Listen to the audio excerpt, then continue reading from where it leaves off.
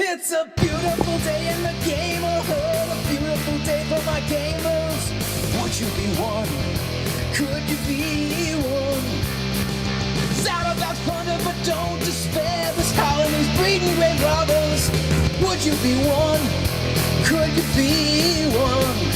If the 80% mortality rate works for you, for a few bucks a month you can sign up and have the Hobbs kill you. So let's make the most of another Sunday. Brew up some coffee and play it my way. Would you be mine? Could you be mine? Won't you be my gamers? Won't you please, won't you be my gamers? Hey everyone, welcome to Mr. Hobbs' Gamerhood. Are you watching us on Twitch, YouTube, or the H&F Facebook group? I don't know. But regardless, we're going to play Old School Essentials tonight, and it is the Tuesday Nights group because it's Tuesday night. And you can't have a Tuesday night group without some other nerds. So let's head over to the round table.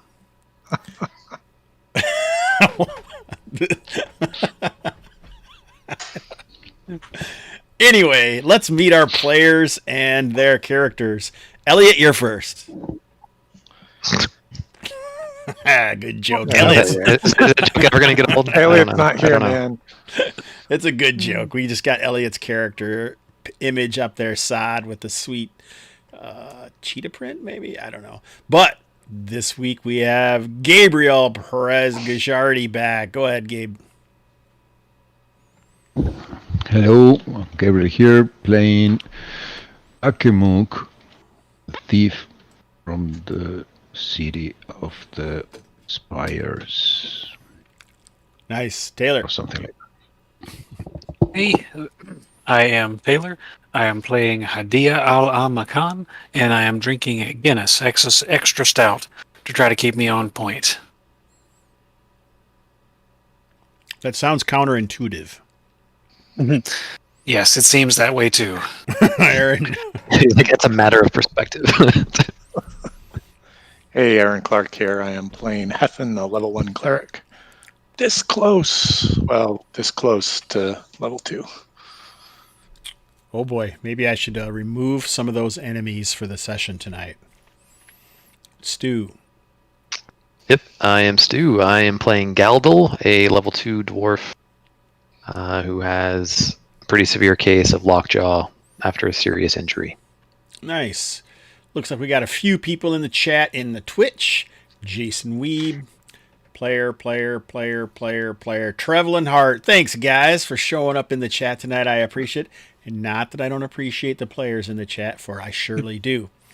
If anyone seems out of it a little bit, Gabe's still on vacation, I think. Taylor's drinking Guinness Stout to get on point. Aaron is manning the stream on Facebook, and Stu is... All right. There is. Did you hear that or no? Could you hear that applause? No, I didn't. Yeah, that's because it comes through the Twitch. So there's a new thing called sound alerts that the people in the chat or on Twitch can actually spend their points to do some sound effects or bits to do sound effects during the stream. You'll hear it on YouTube, but I don't know at Facebook. I haven't even found the Facebook video I did yesterday, so I don't know. But anyhow, those are a couple things that we got going on. The CPU seems good. It shut down during the game yesterday, and I have no idea why. But I've cut back on a couple things, so hopefully it's all good. So, thanks for your character introductions. That's true. The air horn is loud. I did turn down the Streamlabs sound effects, though. So maybe that'll help. I don't know.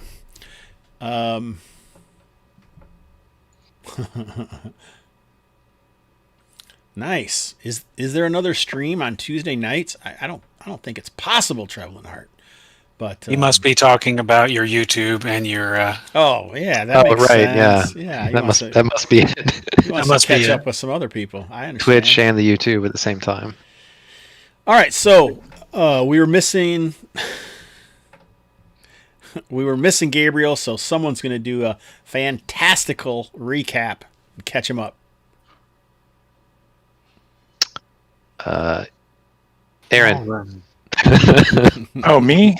Okay. Let's see. So we were back in Havva, and Elliot's character decided he needed to pay his respects to the crime boss. And so we went to the bathhouse, where Hethan promptly decided he'd better bathe rather than hang out with the crime boss. So he did that. And the rest of the party went and had this engaging conversation with the crime boss, who cajoled us into exploring a cavern or a niche or some sort of dungeon that had been excavated. They had sent a few men down there into that dungeon that didn't return. Some signs of their spilled life forces in the entrance to that chamber, into those passageways, and we descended into the dark. And can you pick it up from there, Stu? Yeah. So after we went down into this cavernous area, we fought these gnarly-looking, clawed undead creatures. Yes, we called them gorgers. They were feeding on the dead. Yeah, I'm not sure if the handout. That was here. something different first. Oh, it was? Yeah. You haven't actually fought the Gorgers yet. Oh, okay. So as it came later, we had another creature we ran into just past a corpse, an ashy, dark-skinned thing, missing one of its arms, a stub spouting white fuzz, almost a gray mold. It looks like a waiter more than a warrior. Some strange zombies. We killed one of them, and the other was turned by the faith of our trusted and newly cleaned cleric. The zombies were taller than a man, but entirely too many teeth, its jaws opening wide enough to be a surreal as nightmare. Didn't look entirely human. So I put an image up there of those things that you ran into first. Nice. So after they ran away, we proceeded into the cavern, and then we came across this elevated section that we're at now, and then we see these other creatures feeding on something in the dark. We think it's Elliot's character. Yeah. So basically, we rounded a corner, saw all these things feeding in the dark, and then we cut. That was it. That was it. They you saw them, their torch went over them, and they turned to look at you, and that's when you realized they had no eyes. Dun, dun, dun. There actually is a dun dun dun sound if someone wanted to play that. All right, so you're like, I'm going to go check this out now. Yeah, so we did not do experience points last session. So with that wonderful lead in, maybe we should take care of that quick. Or did you already do it, Stu, in the Discord? I put it in the chat, both in Roll20 and Discord. If anybody has a question, we can revisit. We didn't use the weird points, and no one but Gabriel seems to know how to work them. Is that true? Oh, no, it's 50 XP per weird point? Yep, I went back to history and found what we did before. So 50 XP per unused weird point that's shared amongst everybody. So 100 XP a level, plus 57 XP. So if you're level 1, 157, and you get 7 GP, technically probably want to get back to town, but I'm going to record it now first. yeah, you should. You should. Yep. So And didn't we have 4 of weird points left over? We did. Yeah. So 300 per person?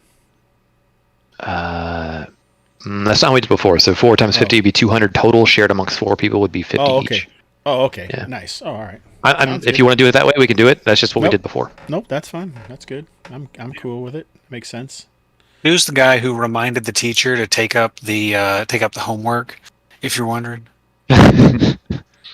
As well, he should. For all you guys know that I don't do a good job of remembering these things sometimes. And you guys are all about it. You want this hard grind, this impossible to reach the next level. Look at Aaron. I don't think I voted on that. But Gabe, you don't get those XP because you were AWOL. So that's what happens. But you're going to get way more this session. I like how we just rubbed it in. It's like, Gabe's like, I know. Thank you. You don't have to say it.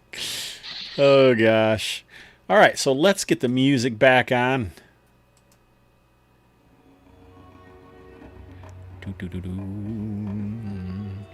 And as we said, was there anything else or is that it? So we have 4 weird points. And go. It's cooler down here, which is strange from the sun, but not that unusual compared to the Voss Worms abode. It was obviously cooler, but this seems even cooler than that. You guys are trekking along at the behest of Jehudi and have over this rise of about 10 or 11 feet. Smell it first, and then you see it. These creatures seeming to gorge on the remnants of Jehudi's staff, apparently. Well, not his staff. That's kind of weird, isn't it? But Jehudi's, yes. What happened to Stu? He's like disappear and come back? No, I've been here. I think someone from your Discord joined the chat briefly. They bounced in and bounced out. Yeah. I don't think they If can you do use that. some reinforcements, they can come in. I don't think they can do that, can they? Somebody clearly can.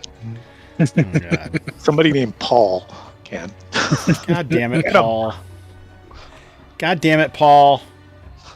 Hey, I want to get on this game. That's what happens. You got locked rooms and people still have to open the doors. All right. Anyway. So, quickly, Galdel picks up some rubble that he clearly sees on the ground in this excellent map you've put together. And he throws a stone, like, on the other side of these creatures. Oh, I like think- far over. Yeah, they don't have eyes. them. Maybe gamble. Sure. Yeah, I think we should roll initiative. that's not what I proposed. I said very quickly. Very quickly, there was this moment of stunningness. Everyone stunned all around. I think both parties were surprised. Or we could even roll surprise first if you want. That makes more sense. So, Gabe, you were missing, and your character starts with an A. So you can be the first pit boss. Okay. All right. The Gorgers are not surprised.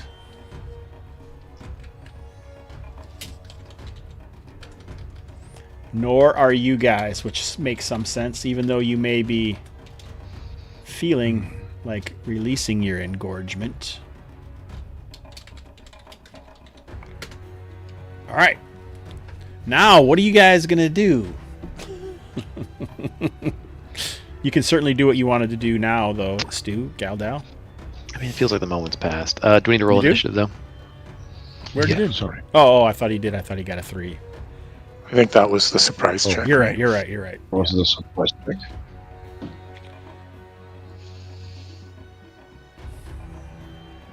All right. Cool. So it's kind of simultaneous. I don't know if the moment's passed or not. You can definitely. Yeah, I definitely want to get over here anyway, because it seems like, unless they're going to crawl up the edge here, I want to get closer to the stairs if other people want to move back. So I'm going to move here, and my plan is to just get some rocks and debris and toss it on the far side of these creatures as a means of maybe trying to figure out if their senses are rudimentary, or are they really focused on us? All right. Is anybody else doing anything? I'm guarding the ledge of the of this plateau, like this elevated Raised area. ledge Yep. that we're looking out over the Gorgers having their feast. Okay. Hadiya will come help with that, brandishing the miner's pick that she stole. All right. Oh, miner's pick. I don't know if that fits in the magic user group of allowed weapons. All right. I like to improvise. Yeah. I just figured she was also small enough because, for minors. I got you. Makes some sense. Akamuk, you're also hiding? Yeah, he's behind that. Is he actually attempting to Stalagmite, slip into whatever. shadows, or? Yeah, he's gonna try that. What is your percentile? It's 38. 38. So you took the third level thing plus your dex, correct? Right. Your dex score, that is. Guys, I can't find my dice. Another effort by this cat. See.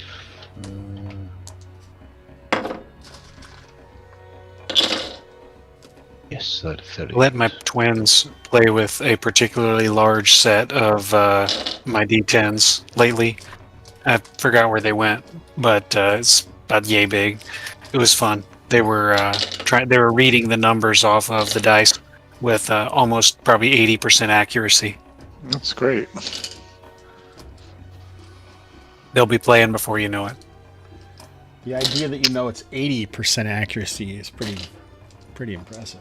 That's about my percentage when I use real dice too. Yeah, but it always seems to go in your favor when you do that, Steve. Some people call it accidents, and you call it accident, and we call it cheating. Aaron's falling asleep. We got a lack of energy good, here, man. guys. All right, Good. so let's see how this works. I'm going to. Why don't you? This maybe sounds funny. All right. Go ahead and roll 2d6. High is good, low is bad. Doubles are extra, whatever you get. Who helps me? Yeah, you can, Galdel. 2d6. Okay, 5. So not very good. I would say that's pretty low on this stage. So Galdel throws some rocks. These guys' heads turn and their movements seem unsettlingly quick and jerky almost as they turn and stand up, and you can see driplets and droplets of blood, almost rivules of them coming off of their arms all the way up, and their eyeless skulls seem to focus in this direction. Everyone can roll a d6.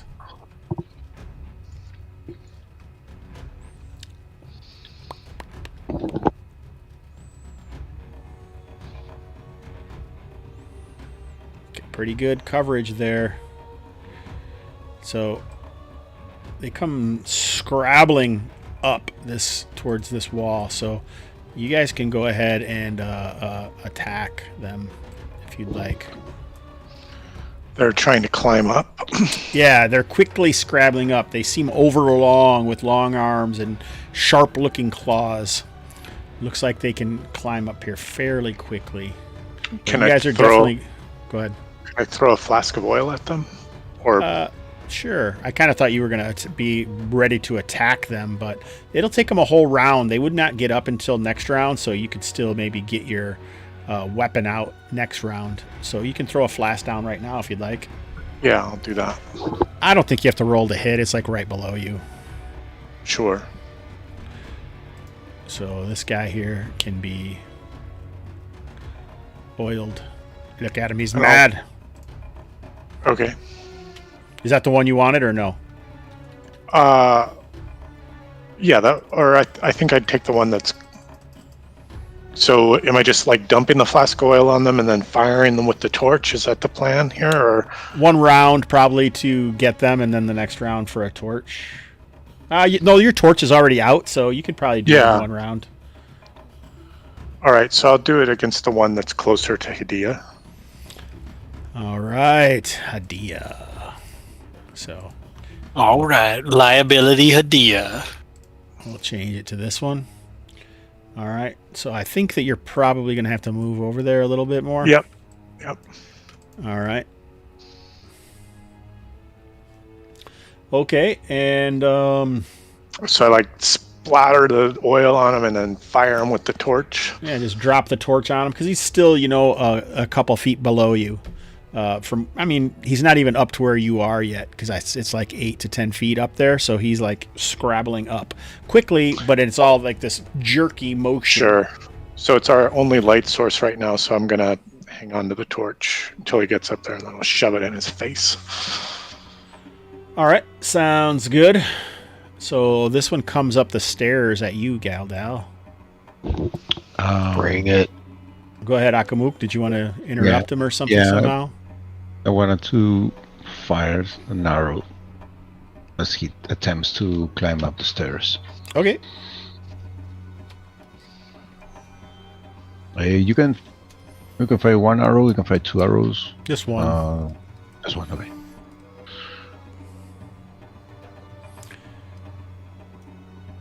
AC 7 coming out. So it seems like you were right on target, but his jerky motion as you ran forward and then slowed down, and the arrow just misses him. So they like move in kind of bursts. They Yeah, move in exactly. slow, they Like move again. erratic bursts, and when they do move, it's quite quick, easily covering the ground of a normal man, even with this strange, jerkish, erratic movement. Galdal. Got it. Through the rocks. Okay. I don't know. That's probably meant to round, right? Yeah, but you can have a weapon out and all that. It's not like you can't. Do you have a spear or no? I don't. I just got my shield and. All right. So I think this guy's going to attack you. All right. Sharpened talons. Man, how do I normally roll? You would think I'd never run games because I'm always like lost. That's not it. Misses. So he comes scrabbling up the stairs almost like a loping half man, half beast creature. You can see the lower portion of his face. The skin is sloughed off and his nose is gone and he's covered in blood. It's almost as if he has pressed his face so hard into what he's eating that he's either eaten off his own nose or rubbed it off. Oh. Sounds delicious, doesn't it? All right. Not like. Is Hadiya going to do anything? Let's see. Hadiya will kind of... Oh, I've already moved, sorry. Hadiya will try to light up her lantern such that we have a secondary light source. Oh, good idea. All right. I see no... Good answer. Good answer. Is that your final answer? That's the question. I'm trying to figure out a way for it to involve my miner's pick. But no, I'm just going to light up a torch. Thank you. Or the lantern. Yep. You could certainly attack with that. You're just going to have some minuses is all.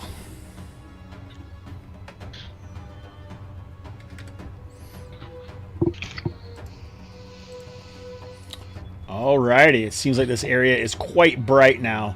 And I'm not sure which is worse. The idea that the mass of corpses and gore beyond these creatures was once humans, presumably, or if it's just so destroyed and unrecognizable that it's lost its disgust for you, or your disgust for it.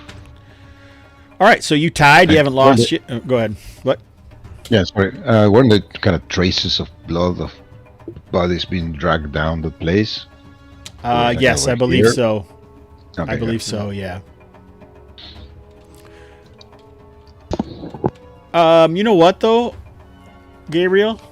I think while even though you failed, you're hiding in shadows and the creature wouldn't have known you were there. You should have. I'm going to give you a bonus to that. Your you're gonna get your so you get your sneak attack on that guy. I forgot about that. So would have been 11. you only missed plus him by 4. 1 because you had AC 7, right? Right. Yeah, so they have AC 6. So, and did you add short range? Yeah, it is in short range. Oh, you already added the +4. It looks like. You sneaky bastard. What?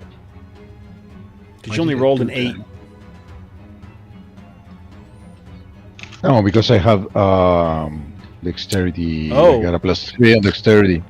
Oh, and the +1 for short. And the short range, that's a +4. Okay, so no, yeah, but you would get +4 for it being a +4 more for the surprise attack, right? yeah, for the +4 surprise more attack. Or the ambush. Or Or, surprise. Yeah, exactly. So I didn't give you that, and I think I will. So the arrow So hits him. 4, 6. Turns him enough. That's why he missed Stu. So we can go ahead and roll initiative again. You got a 5 this time. Okay, I keep rolling. Oh, tied again. nice. All right. So these guys are going to try and force their way up. Are you going to try and stop them, or are you just going to kind of step back? Hadiya and Hethan step back while lighting him on fire. I'm not going to step back. Just as like the first one gets like within arm's reach, I'm gonna set my torch to his oil-soaked. So if he continues climbing up and try to force on there and gets like grappling with you, then you're going to be set on fire as well. Well, I'm hoping the fire will like knock him off. Okay. But, all right. So I'm like going to try to light him on fire before he even clambers up. But Okay. And that's fine, but there's also the other one that's right below that. I hear you. I'm trying to keep Hadiya safe because she is but just a girl. I like that. So is anyone Hadiya, are you moving or are you She'll shift. Get back, Hadiya, get back. Oh, She'll shift back a bit. behind that stalagmite? Right there. Yeah. Might bite you on the ass. All right, nice. Akamuk, what are you doing? Are you moving or? I was planning to move, but Hadiya moved faster, I guess. Oh. Where'd you want to go to? I'm gonna take a step back and aim. Take any penalty. I'm gonna aim at this one. Take All a right. shot. So it's -4 total. So you're gonna just be straight up. Sounds like. You already put one arrow into him, didn't you? For He did. 6 points. Yeah. Is anyone else moving? Galdal, are you gonna move into melee with him or no? Yeah. There we go. All right. So missiles. Missiles. I'm coming right away. Got a -4, you said. Okay. When you do that, that means you can't hit Galdal. Oh, it doesn't hell matter. yeah. So what happens to this guy, Gabriel? Oh wow, that's max on both dice. The arrow goes to the throat as he's lunging towards Galdal, and he kind of freezes and collapses forward at his feet. He whispers gurgling one blood. thing. Unsavory. No, I'm just kidding about that. That's me. Do not taste good. All right, so I don't think we're gonna have. You don't have to roll to hit or anything like that. Why don't you just roll a D8? Hethan. A D8, sure. Yeah. 3. All right, so it takes a little bit to get it burning, but it definitely starts up. It doesn't seem to slow it down drastically, unfortunately. Mm-hmm. And both of these creatures are going to try and force their way up on you. You're a cleric? Right. Yeah, I'm a cleric, and I'm trying to keep them from climbing up. With your storming this battlement. Like with your with shield? my shield and my torch in my feet. All right, so I think you're going to get... I'll give shield, you... torch, and feet. 3d6. They're gonna Yes. be 4d6. What? Because there's 2 of them. Ugh. Oh my god. Wow. I love it. I love Wow. it. Look at that. I could do better than that. Yeah, so we're only counting 2 of these. So you got an 11 versus a 2, so that's a difference of 9. So you're going to, and like each stage is only 3. So you have flat out, I think you flat out knocked both of these guys back to the ground. Back down onto the ground. One of them's on fire. Yeah, so I think you can roll a d6. 4. He just stepped on all of their faces like that scene in The Matrix where he's spinning around the pole. Yeah, heavily sandaled foot just smashes into their face. And they're just, aye.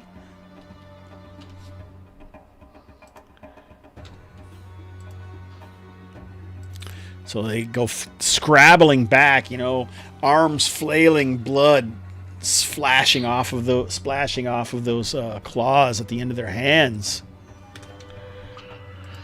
Poof, as they land, but one of them does get up. Mm-hmm. Comes at Hethan as he's busy knocking these other 2 to the ground. Misses. Oh, so awesome. All right. I think so far we're doing good. Yeah, I think it's initiative time again. Gabriel, you're still Go. rocking and rolling. Oh, yeah, Galdel. Yeah, so she's going to back up. Well, Hadiya, you're stuck there now. So if you move out of there, he could attack you. She could withdraw, right? Yes, Yeah, you that's could withdraw. what I was saying. Oh, I said disengage. I'm sorry. I meant withdraw. Yeah. So you're not going to be able to do that this turn. We already moved together. I guess it moved at the same time. You already moved some, but not very much. So you should be able to still go like a quarter of your movement or something back if you'd like. Galdel? Sorry, I thought. No bad. What? You thought it was another round? I thought we were on the next round. Nope. This is still round 2. The same one. I think we are, right? Like, This is round 2, but Galdel, did you want to do anything? Like you want to throw something or? We're kind of moving at the same time. I mean, I don't know. yeah, okay, fair. Simultaneous, yeah. Maybe if simultaneous is legit, I'd rather do something more epic than that. But I kind of already moved up to melee though. Well, the Yeah, arrow sure. goes through him, and then you could keep charging down the stairs, or you want to. Yeah, I'm not gonna do that. So if you want to do something epic, I'm not gonna stop it. Okay, yeah. So in that case, if I'm moving forward, arrow goes through this guy and he drops. Here's what I actually want to do. I want to move to this side of the stalagmite. Mm-hmm. And if I see this guy falling, here's what I want to do. You've said that a few times now. Just tell us, Stu. Tell us. I'm on the edge of my Uh, seat here, brother. I'm gonna No, really. Jump on him Really? and ride him down like Legolas on the shield. Yes, I want to grab this guy on the way by. Okay. And I want to jump down onto the ground below me. Oh, and pull him down with you. Yeah, and go down here. All right, So I'm then, gonna fall no matter what, but I'm gonna pull him with me. With right. my Sounds my Try to arm land is- on him. He'll cushion your fall. Sounds exciting. It seems like I might make you roll 2 rolls. So one is going to be the attack to grab that guy, and then the other is going to be like a dex check to see how well you land. Okay. Okay. Yep. Cool. Yep. So roll a d20 to make a grab attack on one of these guys. Ball. Oh, yeah.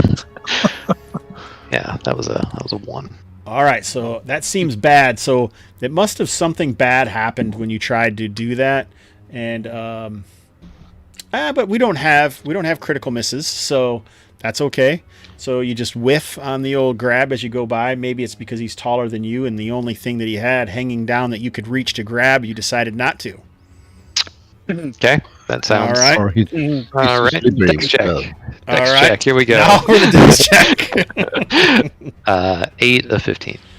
All right, yeah. So you control your leap down, and now you're down with these prone dudes down here. All right. Sound good? I like it. Good effort. The dice just betrayed you. Half. They only betrayed you half. I think you would have been more. I feel like we're more punishing to critically missed dex checks than we are critically missed attack rolls, which is kind of interesting. Yeah. It was PG. I don't know what you guys are thinking. He has like Tarzan pants hanging down. He decided not to grab. Yeah. So See, we moved on. That was a good balance. There was an implication, and we moved on. You should learn something from this, Jason W. So exactly. So I'm gonna ask you guys a question. So we don't do critical hits or critical misses, but Kevin Madison does do an interesting thing when the first in any scene, any combat scene, the first one is. We haven't really moved on, Stu. Anyway, the first one from either side is like the combat shifts in some way. So it's not just for the individual, it's for the whole group. So like if you roll a 20, it's like a whole table. I've never seen the table. I just know what he talks about, but I could easily write one, or we could crowdsource one, or we could do whatever. So when there's a 20, which is like a good thing for the group, there might be a list of 10 or 20 things. One of them could be like reinforcements, or something happens and then it actually adjusts the tide of battle. Whereas a 1 is like a negative thing. And sometimes it might just be a whatever, and like the tide of battle shifts and everyone rolls a roll to see how far you shift. And that could mean like getting knocked off of areas, because we also often have different elevations. And so something to think about. I'll see if I can get his table. I probably won't use that table precisely. Maybe we will. I don't know. I don't know what it's from. It might be like from some 3.5 thing that I've never seen before, but it also could just slow things down. But something for you guys to think about. All right. Oh my, a new driver is ready. Is this a bad time to install a new driver, Aaron? Oh, it worked fine for me. I only crashed Discord twice, so go for it, man. Yeah, because normally you would have crashed Discord 4 times by now. Exactly. Gabriel, I think we're on to round 3, sir.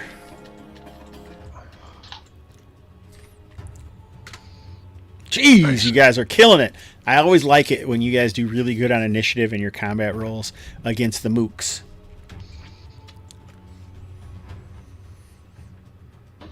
All right. Anybody moving? Yeah, moving around the stalagmite behind this one. Like the one on top there? Yeah, all right. Yep, that's fine. Yep. Hadiya, you can disengage this round if you want. Hethan, what are you doing? Smashing this guy in the face with my mace. All right. So, and it looks like I'm dropping the torch. All right. Whipping out your mace. Nice. Mm-hmm. So all you guys who are making melee attacks, go ahead. Stu, that one you're going to get a +2 on because it's it's prone. Okay.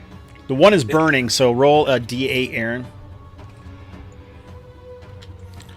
4. So this area is full of acrid smoke as this creature. Did you add the 2 already? I did, yeah. That's a miss. So this other one. AC 5 for 6. Oh, gosh. Wow. Nice. I'm slashing with my dagger at the hamstrings, trying to do it, man. The guy. Oh, no dagger. Sorry. About this miss. You missed, but it was enough to set him up for Hethan's mace smash. Galdal just misses as this creature jumps to its feet. I feel like I need to wait to see what Hethan says. Which guy jumps to his feet? The one on the ground in front of Galdal. I can't do anything about it. It's all the way down there, right? Yeah, I was just teasing you. Oh, I was just being funny. got Easy, it. man. Easy, man.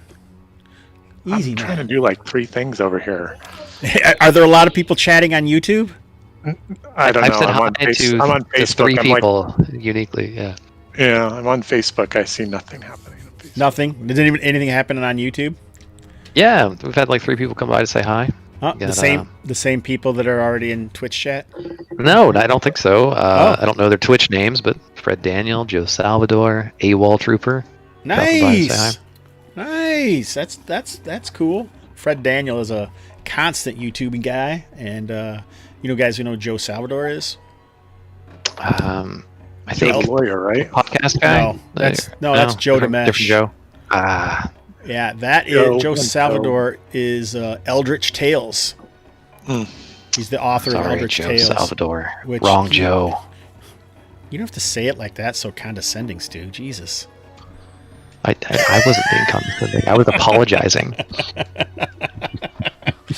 So, like I said, this gorger leaps up, and his bloody talons and jaws reach for Galdal's lockjaw. Oh my god, I haven't rolled above a 5. This is BS. My hit points are more than the damage on these things. All right, let's roll for initiative. Now I'm mad. I gotta do something here. Is this round 5? 3, 4, 3. All right. 4, 3. I got a 5. Gabe, stop rolling the same die that I'm rolling. You cheater. All right. Is anyone moving? I'm going to slide down the embankment to fight with Galdal.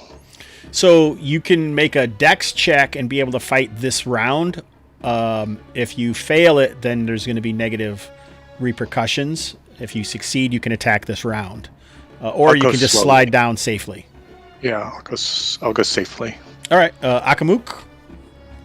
Hadiya. I can move short sword in hand. I jump down. And Hell yeah. Ethan. You going slowly as well, or No. do you want to make a dex check and maybe attack this round?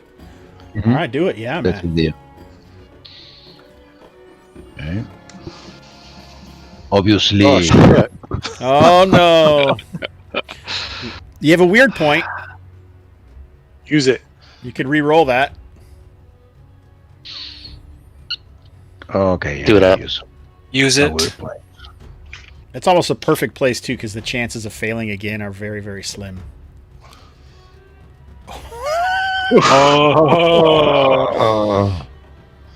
But he's very So close he- to the target number, right? So that's good. That's Yeah. the best. Yeah, that's almost the best possible roll. So he, All right, he just Hethan. gonna do this frontal somersault, land on his feet, and strike with the short sword. All right, yeah. So both you guys can attack. Hadiya, you can go to the stairs or whatever it is you want to do. Hadiya, you can go like read a book. Well, I mean, you can do whatever you want. I'm not trying to hold you back. If only we had a mining pick down here. I've got you A covered. distracting maneuver. Another distracting maneuver. You're Work out. correct. All right, so I think with all of you guys surrounding it, it is enough to finish it off. And I thought you guys might be in trouble with that fight. Kick their asses. I'm going to have to double the next attackers. All right. Wow. All right, so like I said, you guys seen what these look like. Maybe they're human, maybe not. They don't have that granite or stone looking skin that the other ones did, with the black lines moving around like where you would expect their veins or arteries to be. But they don't have eyes. You can pick one person to make an intelligence check. Or wisdom, whichever one you want it to be. I can make an intelligence check. Do it! I So passed. Hadiya believes it was her. She feels like they seem to be most drawn to the light. Oh, interesting. Even without eyes, they were attracted to the light.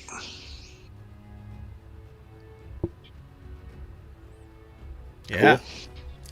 Cool. So what do you guys want to do now? You're like chin deep in gore and the remnants of corpses.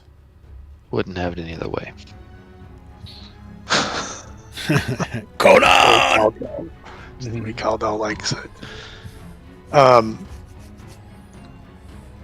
The people they were feasting on, are they mostly just torn to bits now, or can we get a sense of who they were? Do you think Hethan would try to do that? Like, he's trying to pick through the remains? So Galdal obviously doesn't care. He just goes I think striding. I think I'm just like looking around. Is it just like a slaughterhouse in here, or is it? It definitely is a slaughterhouse. There is Okay. there are bodily fluids that are mostly blood, but there might be like some eye juice or some brain blood cells hanging from the walls, and It's all pretty grim. Sometimes eye juice comes out when I cut onions. Yeah. Sometimes eye juice does that. Or when you watch a Bruce Campbell movie. I have that eye juice problem every time I watch one of these videos back.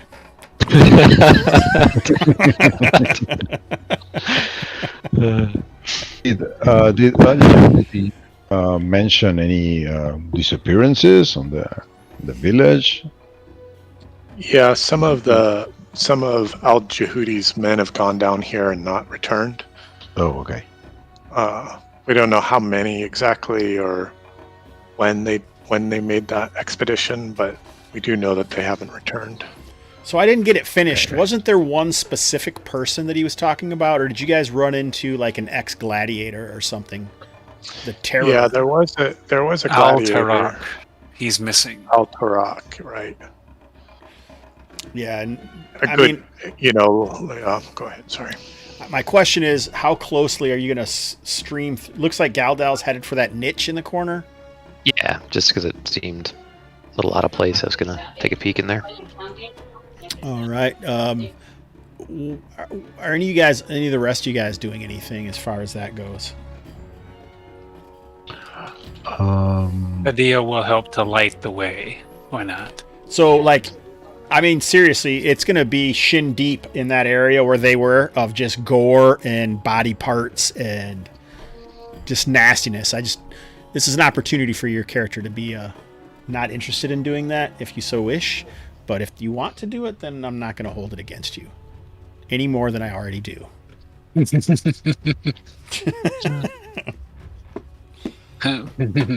If I said you had eye juice and brain blood, would you hold it against me? So, Yes.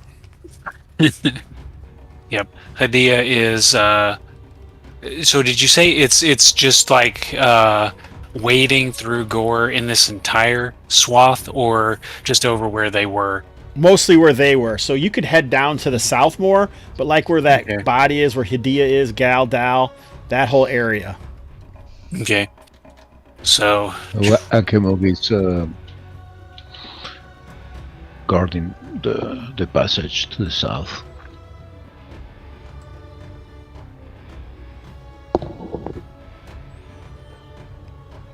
So like that much of it is just like this whole bit of gore. Hadiya specifically. So how does Hadiya feel about this? I mean, we do know the reader or the spectator, the third person narrator, is aware that Hadiya certainly is willing to take almost any path to escape her past. Where does this put her on the witch level when she's striding through brain bits and eye juice? When I say eye juice, I really didn't mean tears. I meant like squashed white ocular, eyes. Ocular fluid. So I forget what it's called. Aaron.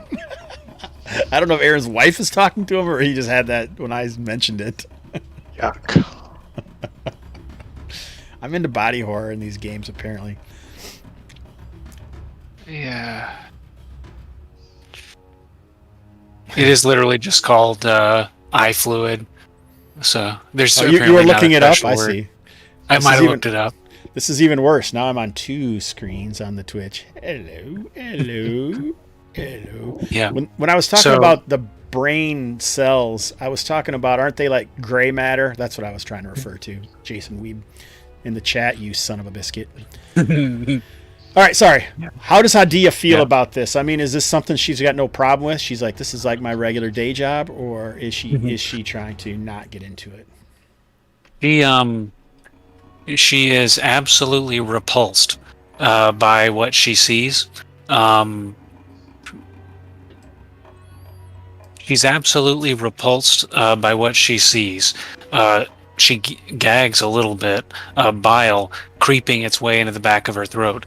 But knowing that, knowing her own weaknesses and seeking to overcome them, she chokes it back down, lifts the hem of her robe, and maneuvers around to help Galdal.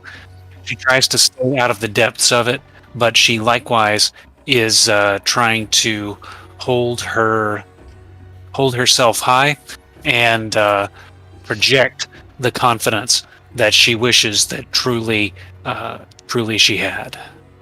Nice. It's that Guinness talk. Nice. Does anyone have anything they want to add, or do you want me to move on?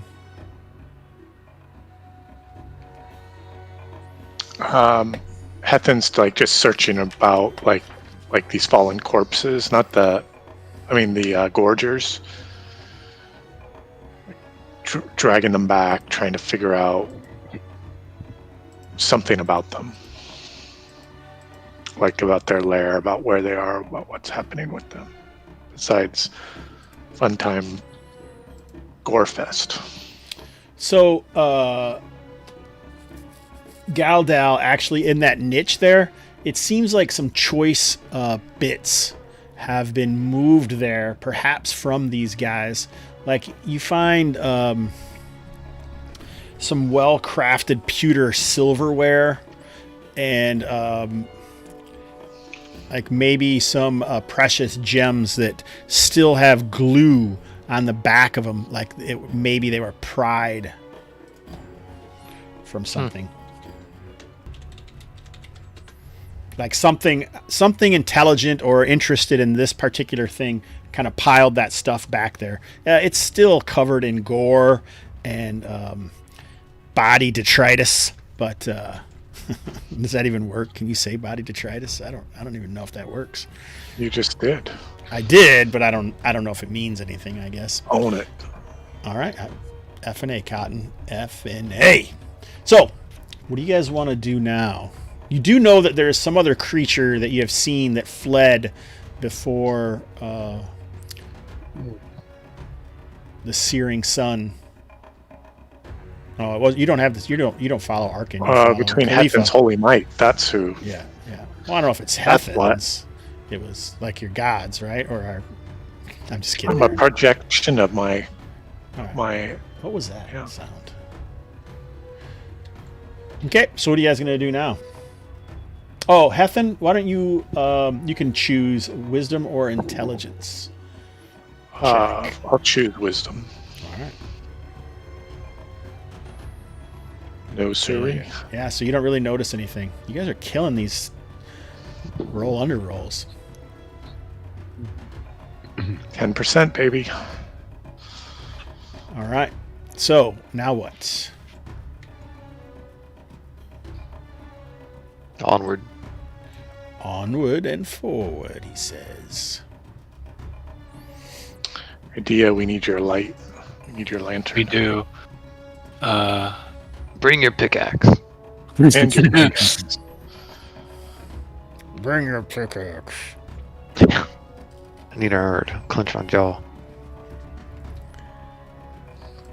Well, that looks dark and dangerous. Yeah, there is a stairwell leading down.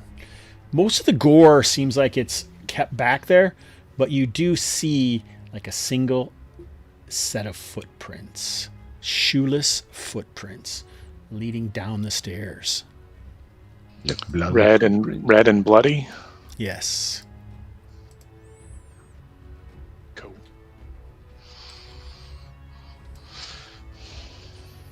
How you like this trick? Very tricky. This is a pretty awesome map. I might publish this adventure. But I would call it the Orifice of Dejudi. Not really. That's weird, but yeah. Anyhow, so you're like I say, you're in a deeper passage. It's still cooler down here. Definitely cave-like. You can see the footprints, and they seem the blood is fading off the scuffed walk, but they seem to go this way. Footprints or no footprints? Footprints. Sorry, which direction do we go? Let's follow the footprints because that's the danger. Cool. Let's confront it head on. Whoops.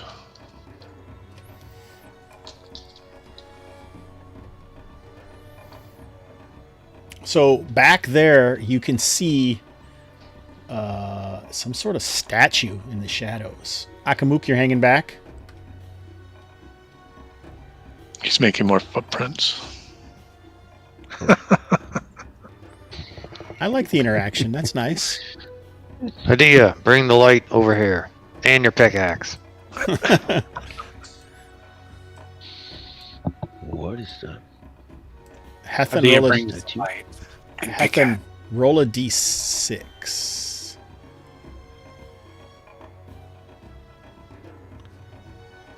Oh, the D6 was too much. It crashed his Discord. Oh no. So as you guys pile in here, it looks like it's a man-sized or woman-sized statue of a woman with her body, ready to flee or fight or something, but definitely in action. It's not like a statue that you'd normally see, just in repose or not active in any way. But it doesn't look quite human, almost too skinny, with hips even not as wide as a normal woman, but a waist. Yeah, very, very, very drawn. And the way that the arms look, it almost looks like there might be an extra joint somewhere. And the face is swept back, unbelievably gaunt, with almost unearthly high cheekbones. Hethan, roll a d6. 4. All right, nice. So as you guys are engrossed eyeing this statue, Hethan hears the slap of bare feet Behind us? off to your side. Come on, what's that? Something in the gloom there. So Hethan shouts out a warning. What's your first reactions, Galdal? Probably to quickly run over and fill this gap here. Okay. So you're not actually going to be able to. I just was curious what your reaction would be. Okay, Akamuk, yeah. what's your initial reaction?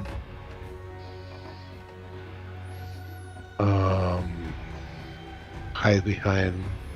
Hide behind a stalagmite. This seems Hide. this seems very similar. First reaction, hide!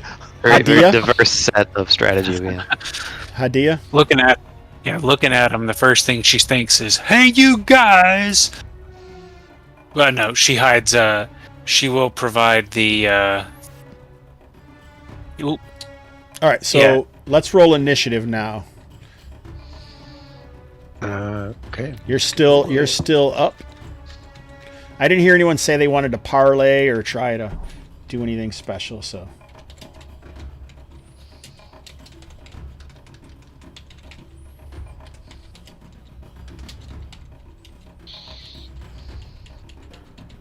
So that 4 saved you, From the surprise, right? Yeah. Oh, I beat a 1. You guys are well. Another tie. Yes. Simultaneous. That's the way What we are like the it. chances? All right, It's time to so move on. movement is first. So Galdal, Akamuk can hide, Hadiya can move over, Galdal can close the gap. And these creatures, they're about, their heads are kind of bulbous on top of skinny bodies that you can actually see visceral organs dried and barely hanging there. But they do have like a kind of a, I don't know, I'd almost say like a fiendish, mischievous air about them as they move into attack. Oh. So much for the parlay, eh? Well, that's, I didn't say they were parlaying.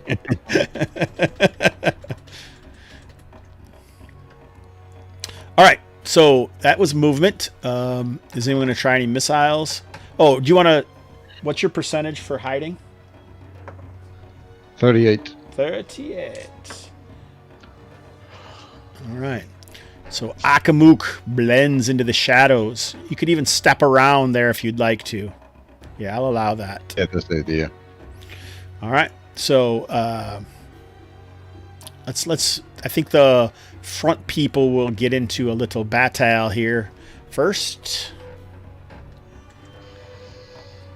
So go ahead if you want to attack. You can. Oh, attack. so they charge, but they don't get an attack. Okay. Well, they're gonna attack, but it's all at the same time. Oh, it's all simultaneous, right? Yeah. No, I missed. All right.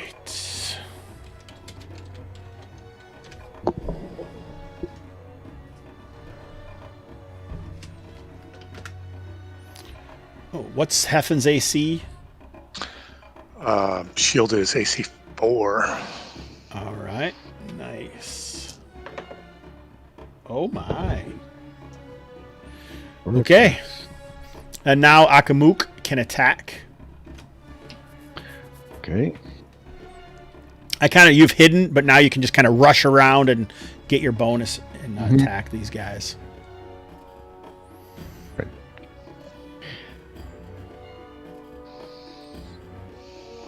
Just Go ahead. strike their bulbous head. You got this, Akamuk.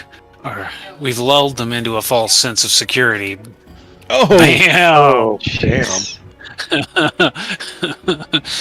yeah. So basically, you guys see Akamuk. Well, you don't even see him maybe all of a sudden in front of Galdal because these creatures are just a little shorter. Like their heads probably come up to the beginning of Galdal's lockjawed beard, and a short sword point just kind of gushes out one of the guy's eyes, point first, as his eye flops out towards Galdal. So he was pierced right through the brain pan, and his eye jelly flops out. We're all about the eyes today. That wasn't even a 20. It was a 19. All right, nice. I think that is round 1, correct? Correct. Another one.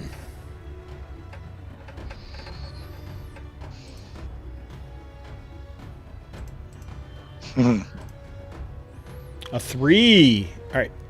That's no problem. Anybody what's anybody moving? I think we're just fighting on the corners here, right, Galdal? We're okay. Yeah, let's just keep it going. Yep. Let's just get them. That's your Hadiya, plan. you can Get move if 'em? you'd like. Akamuk, are you going to move? A little bit. Yeah, he's gonna move. This one. Magic user shuffle. Oh, I'm gonna use the shadows. I'm gonna use the shadows cast by Hadiya. I'm a team player. So That they may probably take know you there. Are you going to move over there and try to hide? Yeah, Yeah, that's fine. yeah. I like that. Skulk Okay. into the shadow to prepare for another attack because For the next. Yeah, I'm gonna wait clearly this the round. warriors Gonna- can't do anything. I like it. So, actually, believe it or not, this seems funny. Make a wisdom or intelligence check, Heffen, as this one disengages. The one in the center the one in No. the flank there Yep. No, Run, coward! Fool! Yeah. So Fly before us! he kind of slips back and he's kind of cackling in a kind of a husky, dry, desiccated way. It looks like he's carrying something that he's like gone off, and then he turns and it's kind of like dragging behind him.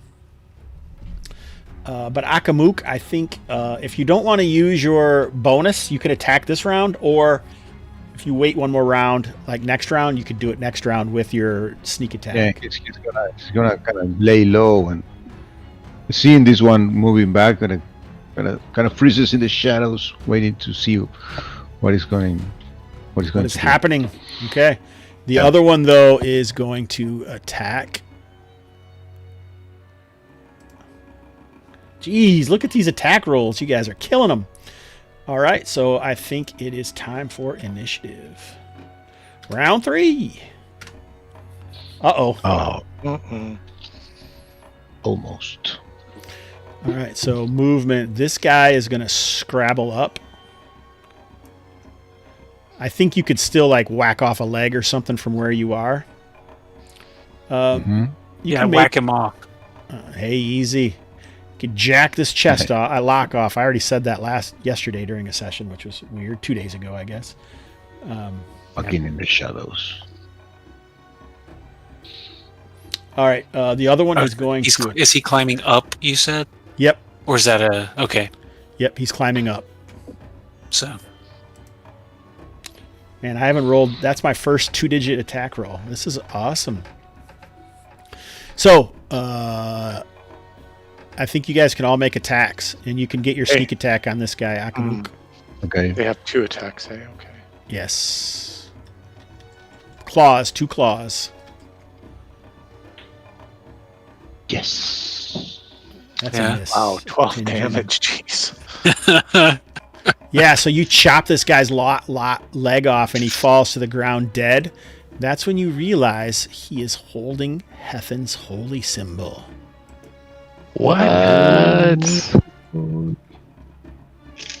Good thing you whacked him off the wall there. It seems like he had picked the pocket of Hethan while he was fighting his brethren. That's messed up. 2 damage, Hethan. Yeah. But that's enough to kill this other one. These guys aren't even staying alive long enough for you to figure out what the hell's going on. All right. Scavengers, clearly. I'm gonna pick it up with my short sword. I don't want to touch that. Is that what you're saying? Yeah, just in case. Are they of your faith too? Like how? What the heck? Yeah. So you can see I'll- now that it is yours, and you can look. You normally keep it at your belt, but somehow this nimble-clawed little creature slipped it out and tried to escape with it. I'm gonna light a torch here Yeah, let's see. to add to the lantern light so that we can see south and west of us. Do you guys want to move quickly away from here, or maybe I was thinking taking some time to look at the statue? I think Again. I think we need to check out the statue for sure, but I just want to get a little more light so we're not surprised by something coming out of the dark. But this is. I think I up, want to right? specifically. Sorry, Gabriel. I mean, this is up higher ground over Yeah. here. Yes, yeah, that's what that thing was scrabbling up, and they must have jumped down, and that's what Hethan heard when their feet hit the ground when they leapt from there. All right, so Galdal. So like I say, the statue looks a little taller than like a human woman. You do not think she's human. Even her clothing maybe looks like a throwback to early Imperial wear, but the dress seems different, like a chiton. I don't know if that's how you say it or not, but kind of like a Roman sort of garbish robe. I want to look it Wrapping. over with an eye for kind of like artistic impurities, as in like, do I see tool marks or anything around the base of the statue that makes it look like artificially mounted, or evidence that it looks like an actual sculpted statue, perhaps versus something else. I think you could make your dwarven skill roll. So like a d6 or something, right? Sure, just roll a d6. Dwarf check. Dwarf stuff. 4. So I think you have a 2 in 6 chance or something. Isn't that correct? Yeah, that sounds right. So Let me check my for shifting old school stone, essentials book. There you go. Shifting stone and that sort of thing. You do believe the statue was crafted, but it was fairly well done. Okay. Yeah, but what this creature is certainly unknown to you. Got it. Does it resemble any mythological figures that we might have heard of? Hadiya, you can make like an intelligence check. Sure. Galdal, I'll let you do an intelligence check as well. Look at these 20s on the checks.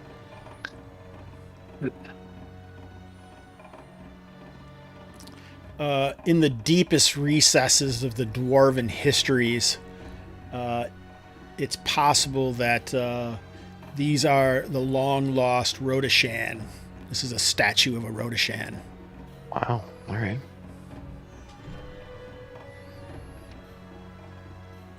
The stone seems kind of strange, like you're guessing in the whitish gray it must be some sort of granite or alabaster, but it's also edged with something else within it to give it kind of grayish streaks that almost look like veins. Mm-hmm. Is there a bit of a shine to it, the streaks? You get the light on it?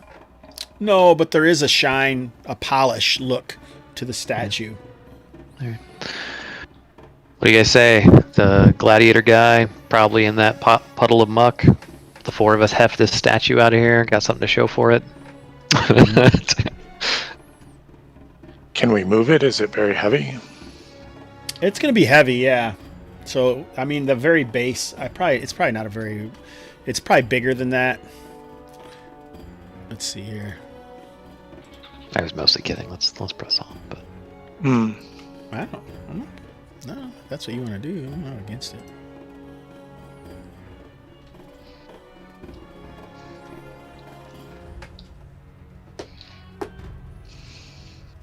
Knowing what it resembles, I think it's been here for a long time. What? Yeah. So you want to know what you know about Rodashan, I guess? Yeah, I think. What are the dwarves? What's the dwarf's relationship to the Rodashan? So oftentimes the dwarves are a lot more isolationist than most other cultures. They don't need to spread out and be social with others in any way, really. They kind of are mostly involved with themselves and doing everything that they do. Hey, OWA lover, welcome to the channel. Welcome to the chat. I don't recognize your name. Happy to see you here. Feel free to follow. We appreciate any new people. So the Rodashan, though, they would have met long before men, and even during like some of the wars, with the Anthras and their chthonic deities. But they disappeared long ago to their island of Rhodes, and all of their structures have been left. Not usually that interesting to most dwarves. There are probably some that find it interesting and want to search them out and see what they've done, but we haven't really ever decided where Galdal's from exactly, so I don't know if he would be interested or not. So how much would he care about it? That would be up to you, Stu. Yeah. Why does Ethan have 2 lights? That guy, one light doesn't give you enough. He's got 2 torches, one in each hand. I feel like he's not very well cultured, and he might not have a lot of exposure there. Okay. Other than kind of knowing the legend of the Rodashan, sort He'd of. heard of it before. Yeah, some other culture that existed, or almost I don't know if race is the right word. I don't know what other word to use in that situation. But don't we know that sometimes the winds that move the sands and uncover old ruins? Those ruins are believed to belong to this Rodashan, or am I mistaken? Possibly. Also could be human cultures. Like the last one you found, they like when you guys were in that unveiled Saquon, you were pretty sure it was like a previous human culture. Okay. There are rumors and stories amongst both Rajani and Shadar, but probably more strongly with the Shadar, that the area of Opjamar was once a lush, temperate forested land. But then it was lost and became a desert long ago. Right, all these legends of like being like this lush, verdant plain full of water, and Yep. and now we're cursed with this desert. Yeah, exactly. And I mean, it's possible that it would be unbelievable if some of that wasn't tied to like some of these ancient cultures, like maybe the Rodashan did it. You know, it wasn't the Imperials, it wasn't the Mibishi, because it had been like that before they came. Anyone rifle these bodies? Yeah, I'd like to if we haven't already. So these critters, do they look like anything we've seen before? Not really. You might guess. I mean, in some ways, they could be predecessors to Yakim, possibly. Maybe that's why Galdal liked them so much. Yeah, I was actually going to take a head and put it in my salted. Hey, Kustash, another new guy. Welcome to the show. Welcome to the chat. Feel free to follow up. Where are all you guys coming from, if you don't mind me asking? You know what? I forgot to change this to D&D, and we're probably on just chatting. Maybe they wanted to just chat. Anyhow, sorry, I didn't mean to interrupt you, Galdal. No, while Hadiya looks through the bodies more thoroughly, I'm gonna take a head and put it in my sack of salted Yakim heads. Delicious.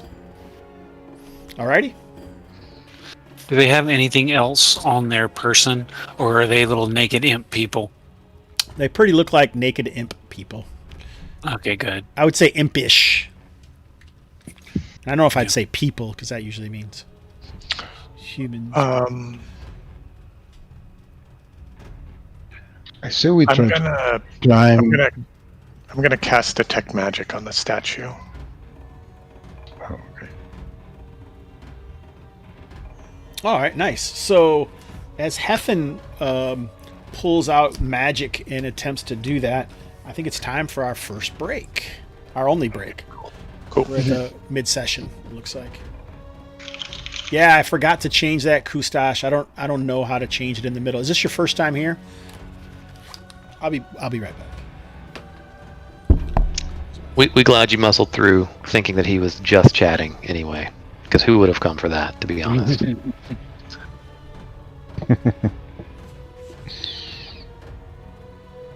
Yeah, I'm thinking we may scurry up the little cliffside here, depending on how tall it is. If only because that's where they came from. They may have a little stash up there. Mm-hmm. Yeah. So one, we may More find holy something. symbols. Yep. And maybe let's double Collection down. of holy symbols. Like, where did the bloody footprints go? Where did they stop? Did they stop? You know, is it, if we compare it to these little creatures' feet, is it evident that they are one of these guys tracked into the area north where the bloody footprints were? Is it their feet? You know, I think maybe that kind of thing would be useful too. Okay, I'll be right back. Okay. Me too.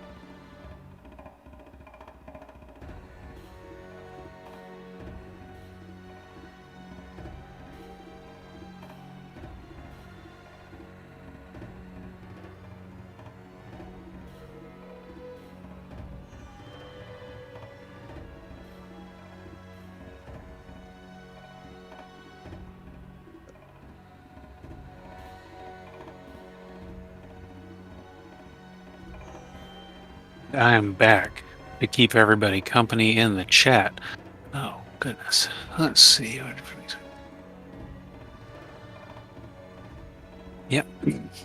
Yep, this is a pretty good place to look for ideas. Kustoosh, I like to point people to Hobbs's Kalmata stream, also to this and its predecessor campaign. Though we can sometimes get a little story gamey, a little bit cinematic, but that's not a bad thing. We can always mine for ideas. So.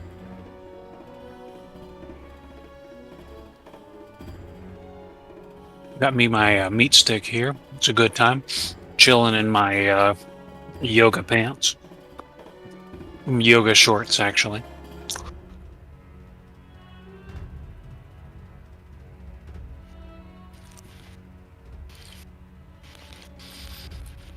One downside to yoga shorts, they don't have regular shorts have like a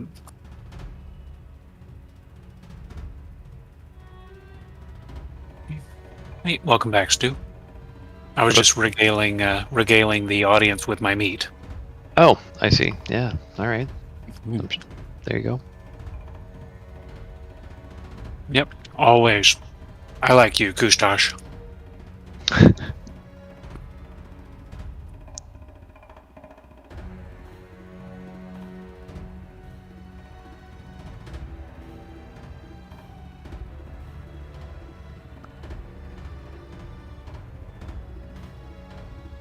I was also regaling them with my new pants. They are they're actually yoga shorts. Okay. I don't do Sounds comfy. Yep, it is. I don't do yoga, but my wife, being an excellent gift giver, decided to get me stretchy pants for Christmas, and they're actually pretty comfortable. So Nice. they're like I think they're like one size too big, so they're not all tight or anything. Yeah.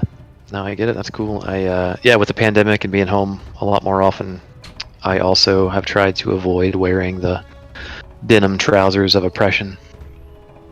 Yeah.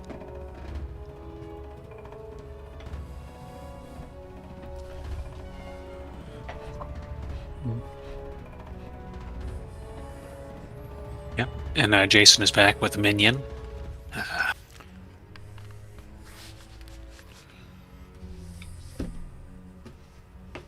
If it wasn't for the headset, it seemed like the cat would have stayed. Probably. That cat always will walk. Like, my wife works from home, and I think she spends half the day on her shoulders while she's working. It's usually all right, but sometimes it scares the shit out of you when you're not expecting it. Like when she gets on something, you're not expecting, and then you're standing there like looking at the door or something, then all of a sudden, but she does pretty good. Cat attack. Oh, there it is. Yeah. We had a dog that did that. Fortunately, it was one of those, like a little tiny one. It was a 8-pound Maltese. Whacking the pillow. But yeah, when I was younger, we had like this 8-pound Maltese that liked to sit on your shoulders, and I was the only one who let it. Well, I was the only one who let it do it because it being not the most nimble of dogs would fall off, and everybody felt real guilty because most folks in my family are 6 foot or over, so everybody felt real guilty when the dog took a 2-meter tumble. 2 meters? Who are you? Mm-hmm. I was speaking. Think about the sciences. That's it. Yeah. What do you do for? What's your profession, Taylor? Like in tech or science, or where are you? I'm a software guy. Software. Like web or server or full stack really. full So stack. Okay. I don't get to do as much data as I used to, but it is what it is. I've been doing web for the past couple years. Nice. What industry? Oh, sorry. Sorry, I'm going to talk to the viewers. So we got a few people here. What do we got at the Facebook? Anything, Aaron? No video or anything happening on the Facebook. There's no video? No, I might be looking in the wrong place, but I'm at the Hobbs and Friends page. Not Hobbs and Friends, HNF page. I was there, bro. I told you. Hashtag HNF. It's not a hashtag HNF. It's actually It just should be. HNF. It should be. So I got a message that it started. So Stu, what about the what about YouTube's? Yeah, we're crushing it. There's been a couple people coming by. You did have someone come by and start telling untruths about that you don't kill characters frequently, and I doubt. But I doubt. digress. Who was that? David. I'm gonna butcher the pronunciation. I'm sure David Fortier or probably I'm gonna go with Fortier. Nice. Yeah. Dave Fortier, nice. Did you tell him that I'm not watching it and you're taking? He plays in Kevin Madison's game with me. Oh, okay. Yeah, cool. He plays in a lot Hi, of the Dave. games. So if you're still there, Dave, he makes chainmail, actual chainmail, Huh. Nice. and then he makes like dice bags out of chain links. So he That's makes cool. all sorts of cool shit. So yeah, that's pretty cool. Nice, Dave. Yeah. So like I said, we got some people even since we got Kustash. He said he's been hanging out watching some YouTube videos.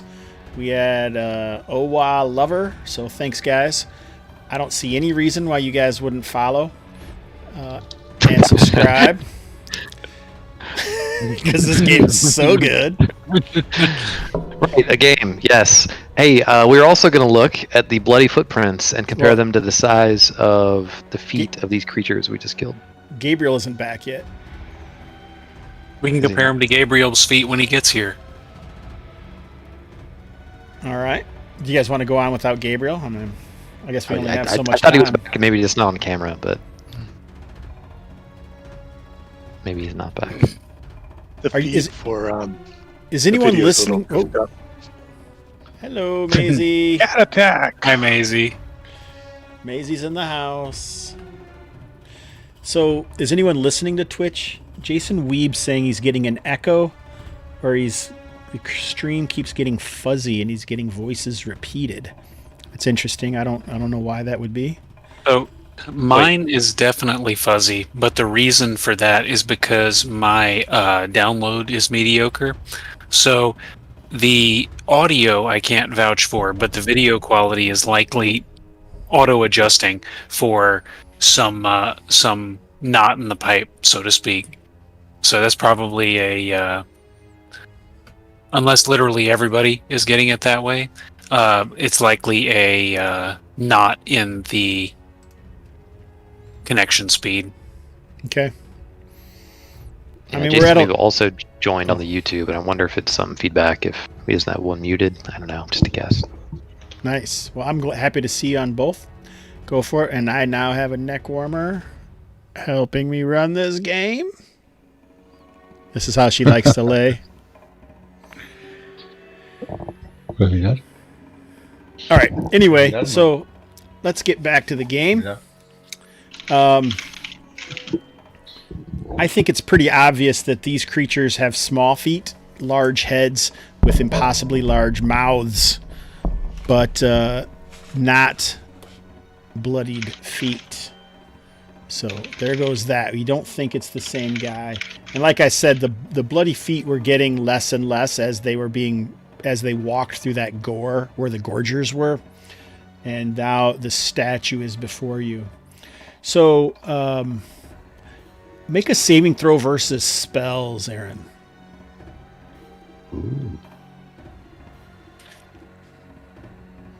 My cat is going for the dice. I have the cap off the dice tray, and so now she's like, oh, I finally get to play with these dice. No. put them in Passed there. it with the 17. Nice. All right, so you recognize that this is some sort of illusion picked up by you casting magic, and even possibly it may be help from your divine patron. And the creature loses its beautiful visage, and the hair gets straggly and unkempt. The eyes get mad, and the pupils massively dilated, and the cheekbones draw even more impossibly gaunt. And the strangest thing, though, is the hands open up palm forward, and you can see mouths on the palms, and you can hear weeping coming from the statue. just from somewhere. Yeah. And can my companions see this as well, or just Hethan No, through his detecting of the magic?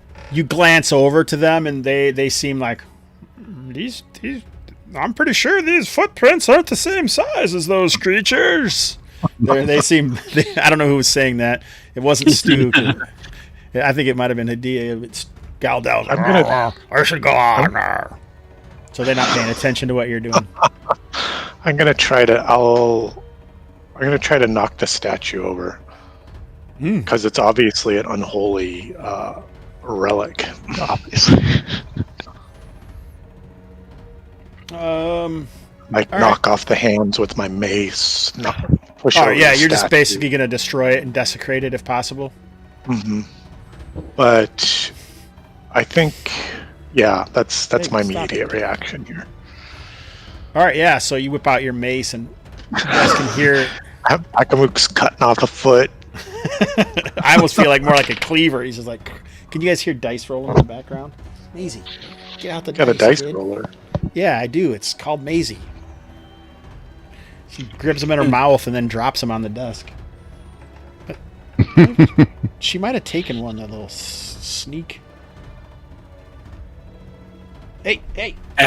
You'll get it back. She's just doing what you do, Jason. It's run with the D20.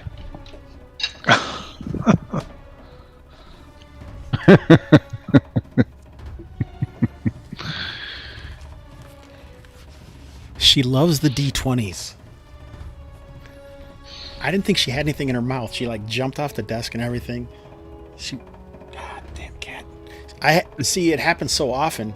I started covering mine, and then I gave her a bowl of her own dice, but she's hid them all over the house, and it's empty now. And once in a while, Heidi finds the D4s. She got to shimmy the dice a little bit, and so they're in the middle. She can't see the bottom. Well, she rolls them around. I can hear her sometimes rolling them in the kitchen and on the linoleum in the bathroom, and hides them in her litter box and in my shoes. And it's What a great cat. That's awesome. the world according to Hobbs. All right. So I do not know what the problem is, Weebs. It may be that I'm trying to do too much, but my CPU is only like 9.4, 9.5. But I mean, I am doing a lot of cameras from Discord. But as far as the multi-streaming goes, I wouldn't think that would affect what I'm doing, right? It's just getting streamed out. How much would that use? It sounded okay to me on Twitch, and reports on YouTube are that it sound okay too. So, Okay. I guess no weebs problem. I don't know. All right. Jason Weeb's like, fuck it. If it's not going to be perfect, Sí, pero vos- I'm leaving. All right. She's coming back for more, but she's coming from the side now. He'll never notice me trying to steal dice from this side. I'm not kidding. She's like, get out of there. She's failing her hide in shadows. Yeah, but she's definitely succeeding on the annoyance factor. All right. So, I think it's just going to be very noisy, but you can smash them off, and we are now fulfilling that. See, we knew we would be eventually. You smash this statue into. Oh, god damn it, Maisie! Now you knock the camera off. Jesus Christ! I gotta get this cat out of here.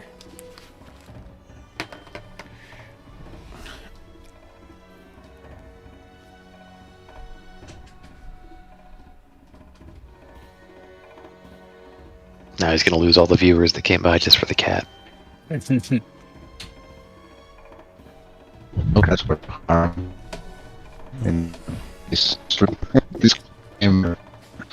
You're a little garbled, Gabe.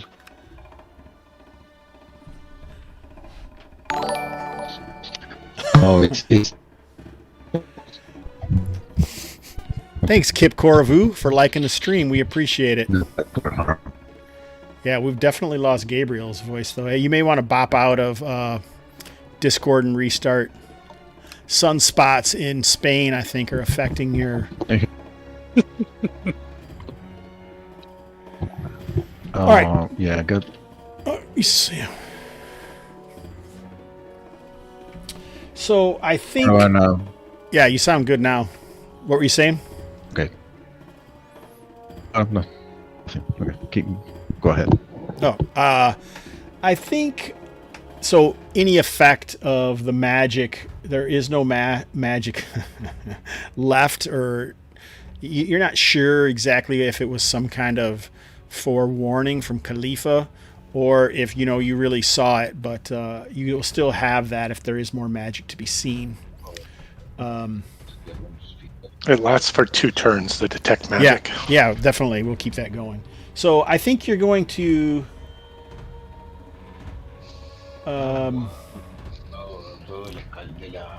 I think you may be able to find some valuable pieces of this statue if you so desired. Or, like, what do Galdal and Akamuk and Hadiya do when As Hethan goes apeshit on this statue. Yeah, and just starts smashing it and, like, no, you hag, you shall not get me and my friends. I mean, yeah, we'll go over there, but I assume we don't see anything different about the statue. Other than it's like was getting smashed to pieces. I was measuring the footprints, so peek around the stalagmite to see what's going on. You know what a cat does when it gets annoyed with what you've done, like kicked her out of the room after she's trying to steal your dice, right? She poops in the litter box so it stinks everywhere and doesn't cover it. That's just what they do.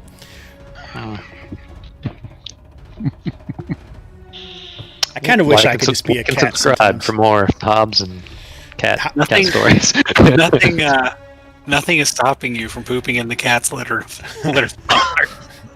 Well, I meant more like if my boss pissed me off, I could just take a poop. I don't carry the litter box with me. I'm going to start keeping one in my van or the office. I can just hear him, Hobbs, cover your poop. Jesus, where were you born? Hethan, what's the deal with the statue? Khalifa's holy light revealed its true nature to me. Evil, pure, and simple. Huh. So are you just still like bashing at this thing? I think you probably you almost would have had to wait it until he finished. He was in such a rage, I think, or okay. fervor. He was overcome with religious fervor. But I do think almost like the tinkling of glass, you can hear weeping as the statue's being destroyed. Everyone or just Aaron? Or Hethan? Everyone. Everyone can hear less it now. Hethan, I think. Yeah. So I mean, is the sound of broken glass comes from where the statue is, or Yeah, it's not broken glass. It's more like as the pieces of this infused alabaster come to the ground, you can just kind of hear, weeping, like. It almost must be some sort of psychic remnants of the statue or something in order to do that. Unholy remnants of the statue. Is it fair to say that it made a decent amount of noise while he's banging on this stone statue with the mace? Absolutely. All right, I'm gonna give Hethan a moment to do his thing and maybe direct Hadiya back. Like, can you just stand in the middle of the chamber and let's get some light? I don't know if Akamuk... Are you trying to find where the crying, the weeping noise is coming from? More just did that attract attention of anything else? Like, we know there's some weird stuff down here, so take a moment and listen down this corridor. So the stone was strange enough, Galdal, laying there. You think some of it might have some value, like shards of it or something? Okay, yeah, we can pick that up. I think my first reaction would be caution around. All right, well, that just made a bunch of noise. Maybe have Akamuk, like everybody, like sit here and chill for a moment and just listen. Here. Yeah, do we hear anything after he stops banging on the statue? Yeah. So the I would say that the sound of weeping fades away, but you can hear. Let's have those three roll a d6 as Hethan finishes off the statue. The three, Akamuk, Hadiya, and Galdal, can roll d6s. So this is OSE, which is a BX. Often detect type things or even skill checks or anything is often done with a d6 in old school games. I don't know if it even says it in Old School Essentials, but you can see it in the hear noise skill. You can see it in like dwarven skills where they're trying to roll a 1 on a 6 or 1 or 2 on a 6 or finding secret doors or any of those things. So a lot of people back in the day extrapolated that into maybe hearing something or seeing something. It's a 16% chance. If it's a 1, that's kind of where the 16 rolls around there. So if you want a little better chance, if you want a 1 and 3, then you'd go 2 and 6. But that's often what I do to see if people hear things or see things. Some people might call it lazy, but I call it letting the dice decide for people. Like earlier, I did it as a surprise roll, which is also used sometimes. Go ahead. Did you want to say something, Gabriel? No, that's okay. Yeah. That's sometimes I like to actually let people maybe pick something up from the way I run games, because that's why people watch APs. Some people anyway. So I'm not against doing that. So you guys can kind of hear something, but it's difficult to tell what it is. Do we get direction? Down the hall. All right.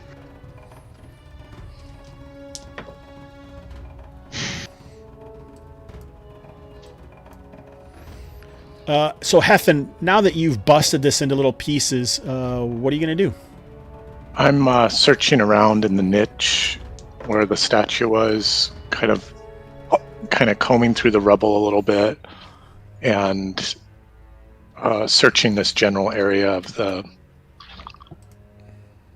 where the statue was. After my holy fervor has died down. Has diminished. So you find a you don't know if it was somehow hidden in the statue or just left behind or what exactly, but you do find like a silver ring, very finely crafted, not finely as in ooh this is super fine, more finely as in almost like sticks and stuff, as it's wound up, you know what I'm saying? So almost like filigree, kind of like woven. Yeah, woven, but there's like silver. even enough that there's gaps in there, so it's almost like a wire ring. And is it? Do I detect any magic from it? So hold it a second, Gabriel. Do you detect any magic from it?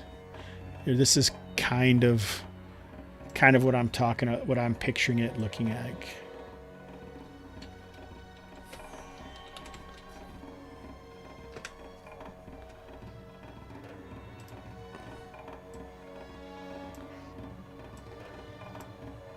Hey, you. I don't know why that's not working. Oh, that's why, because it was just opening over there. Oh boy.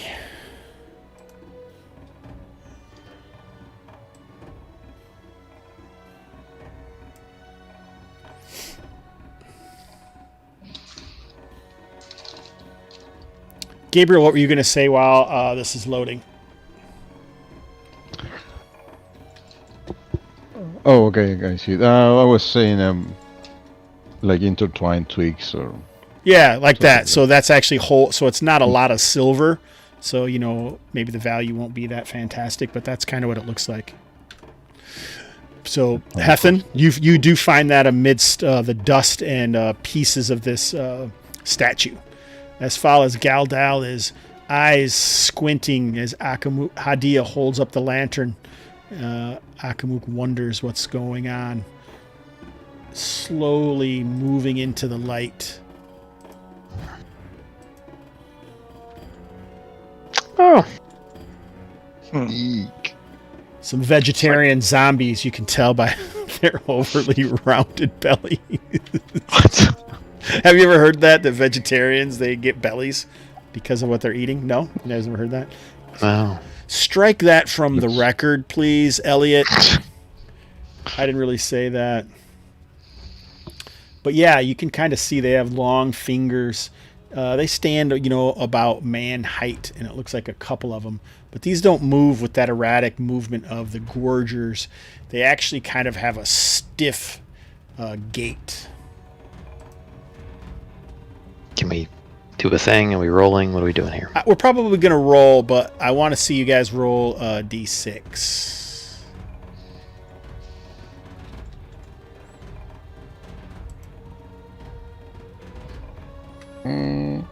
Yeah, it is. Oh, there you go. So, could be a beer tummy. Okay, sorry. No, it's fine. You also hear like a flapping, and perhaps Galdal had some time on a sailing ship because it reminds him of a snapping sail in the wind. But it's slight. Akamuk does not hear it. But you see these things kind of being drawn to you in the sound, apparently. So, Gabriel, I don't think you've lost Taylor, initiative. you're on mute. I don't think you've lost initiative yet, Gabriel. But if anyone wants to fire missiles or something, they can. You guys can have a free round. And then we'll roll initiative as they're moving in their initiative. So it's not a free round. They're going to move, but you guys could do something if you want without having to roll. How tall is the chamber we are in? I'd say it probably narrows down where they are, kind of in this. So it's big because this is obviously taller here. So this is probably 20 to 30 feet in most of the places, kind of narrowing in the niche where Hethan is with the statue, or where the statue was. And this is like 8 to 10 feet higher up here. So it's only like maybe 15 feet tall there. And then it narrows down to only about 10 to 12 feet to here. Mm-hmm. Okay. So yeah, in that moment, I'm going to take the head that I collected from one of these creatures and kind of just roll it like a bowling ball towards, whatever the lead creature walking towards us is. I've always wondered what you guys think about these really bizarre ass creatures that I make up that you guys don't really know what to do about. I'm totally into them. Yeah, you love it? Yeah, because they're weird and I don't know what the hell they do.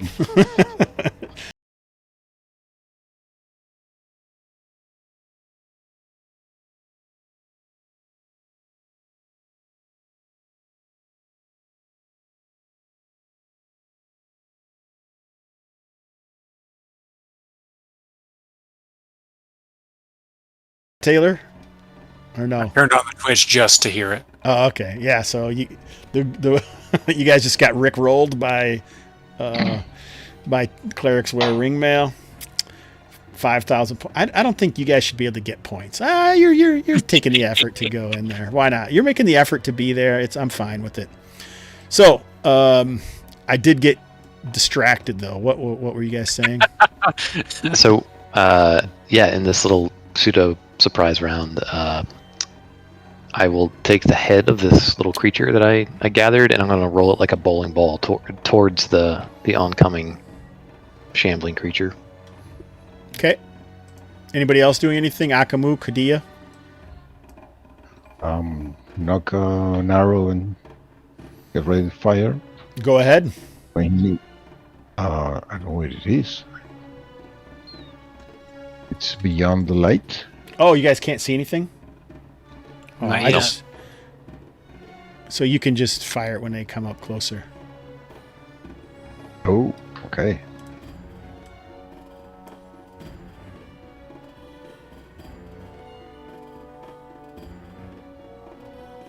Whoosh. There it goes. Wide. Yeah, just flies off into the darkness. You think as you're like trying to track them with your bow, you feel like you can see something fluttering about in the back, at the edge of the firelight, but then it's gone. Okay.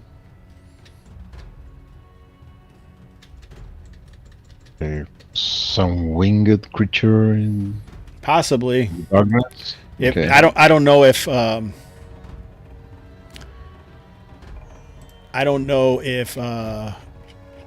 Galdal said what he heard. Yeah, I mean, that was my first thought, was maybe the flapping of like weirdly thinned wings. Did you say So, anything yeah. about it to your Sure, like companions? look to the air. So yeah, you thought you saw something flying as you tracked your arrow as it flew past these skin-straining fat zomboids. And the first one crashes into Galdal. Yeah. You can maybe we should roll initiative. That feels unfair. Okay. I missed last Yep. round, so Yep. I know what's up. Yeah, Hadiya would call out to Hethan, informing him we've got some vegetarians on our tail. Okay. Or on your front. On your face? On your face! Oh, I meant to say, Hethan, let's switch over to you. I do think that it does resonate faintly of magic. Definitely not divine magic. Let's see how Old School Essentials brackets detect magic to give some... 'cause, I mean, you took detect magic over a lot of things that you could be doing. And I personally love that. So I want to give you as much Well, it information says- as possible. It says enchanted objects, areas, and creatures glow. Okay, so it does give a faint glow, but I think I would like it to be a little more powerful than that. So it's certainly an enchanted object.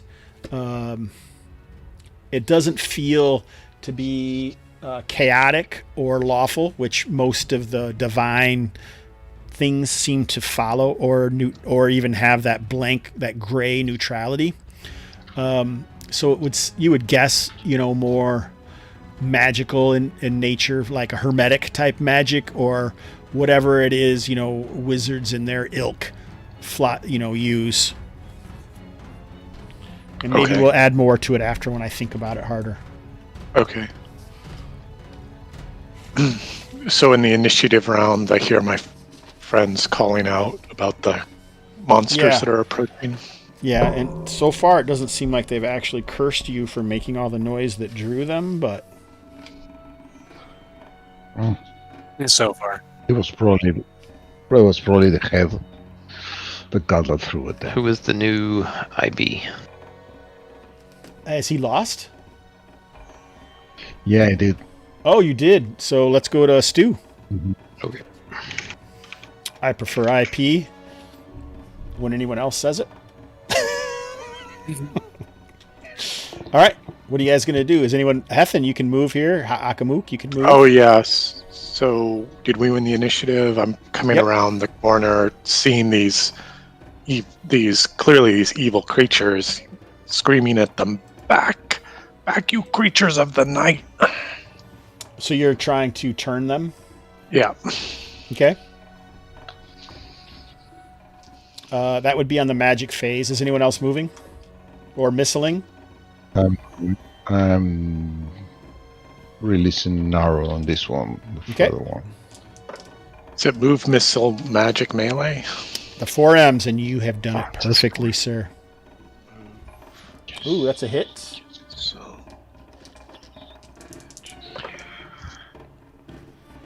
So it flies through them, just ripping the shreds, ripping the skin taut around it to shreds, and it just kind of flutters off of it.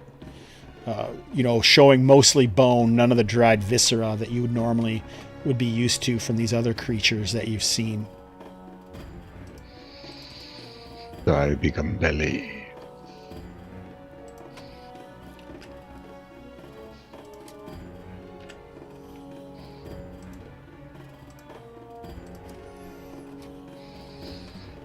All right. So I think you should make your turn check. All right.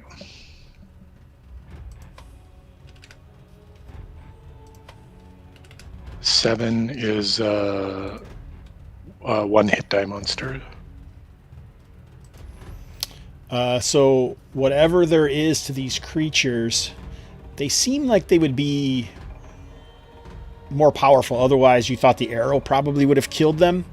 But one of them still is affected. Like this one in front of Galdal seems affected by your shouts and the almost imperceptible glow stretching from the wheel of Khalifa as it envelops this creature in horror. So Galdal? Swinging. Oh.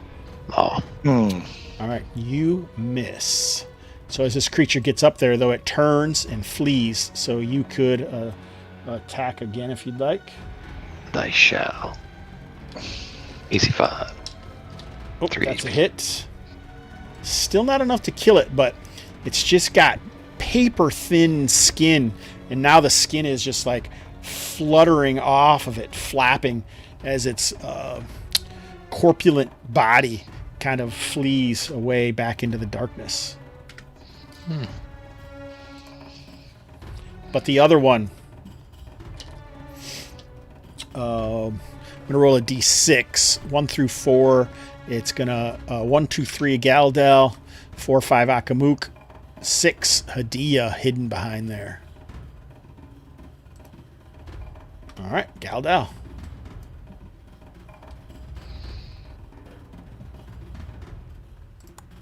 Ooh, that's probably a hit. AC 3. Where's my... It's a hit, because that would be like a AC 1 creature. Hit dice 1 creature would hit that, right? Correct me if I'm wrong, someone. Yeah, THACO 19 hits AC 3 Yeah. with the 16. Who uses THACO? I don't. I do. I use the That's what Matrix. this I'm so is. used to it. Yeah, I That's just use what the that Matrix. is. I'm just used to it, man. I don't know. I don't know what to tell you. My matrix Get on also board. says 3, so 5 points of damage as those clawed hands grasp Galdal and he bites down on him. All right. What does that put you to? 7. Because I don't know if you guys remember, but Galdal is, we had to give Stu a little bonus ahead of everyone else, so he's actually a level higher. I heard that was earned. I did not make anyone start. Hey, Coleman Show, welcome. Welcome, sir. I see what you guys have been saying all this time. Now I finally catch up to the antics.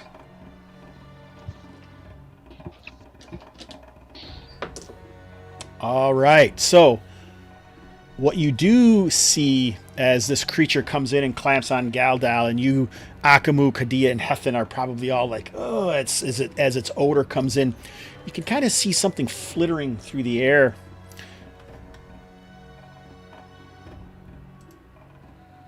And it kind of flashes as it gets closer, and then you can see it's silhouetted by both of the lights of Hadiya and Hethan, as it's almost like flying like a piece of paper or a piece of parchment or a leaf on the wind,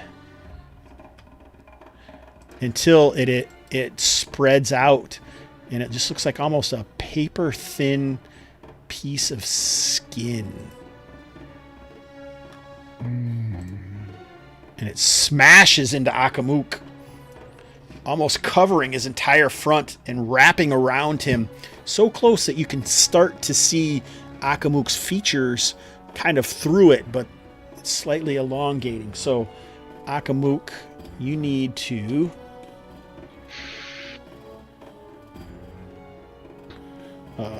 let me see my notes. Oh my.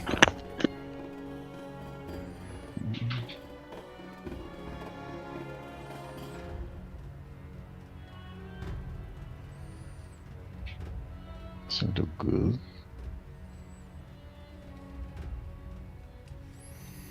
All right. Did you say this doesn't sound good?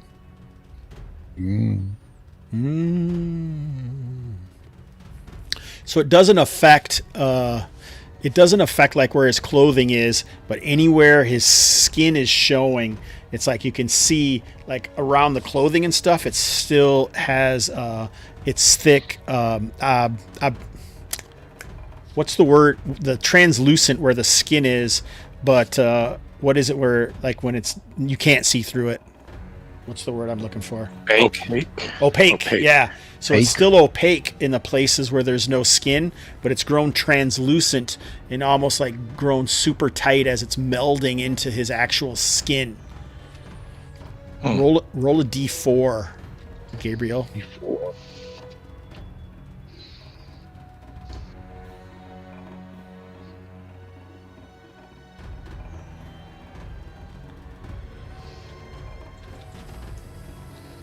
All right, you take 1 point of charisma damage.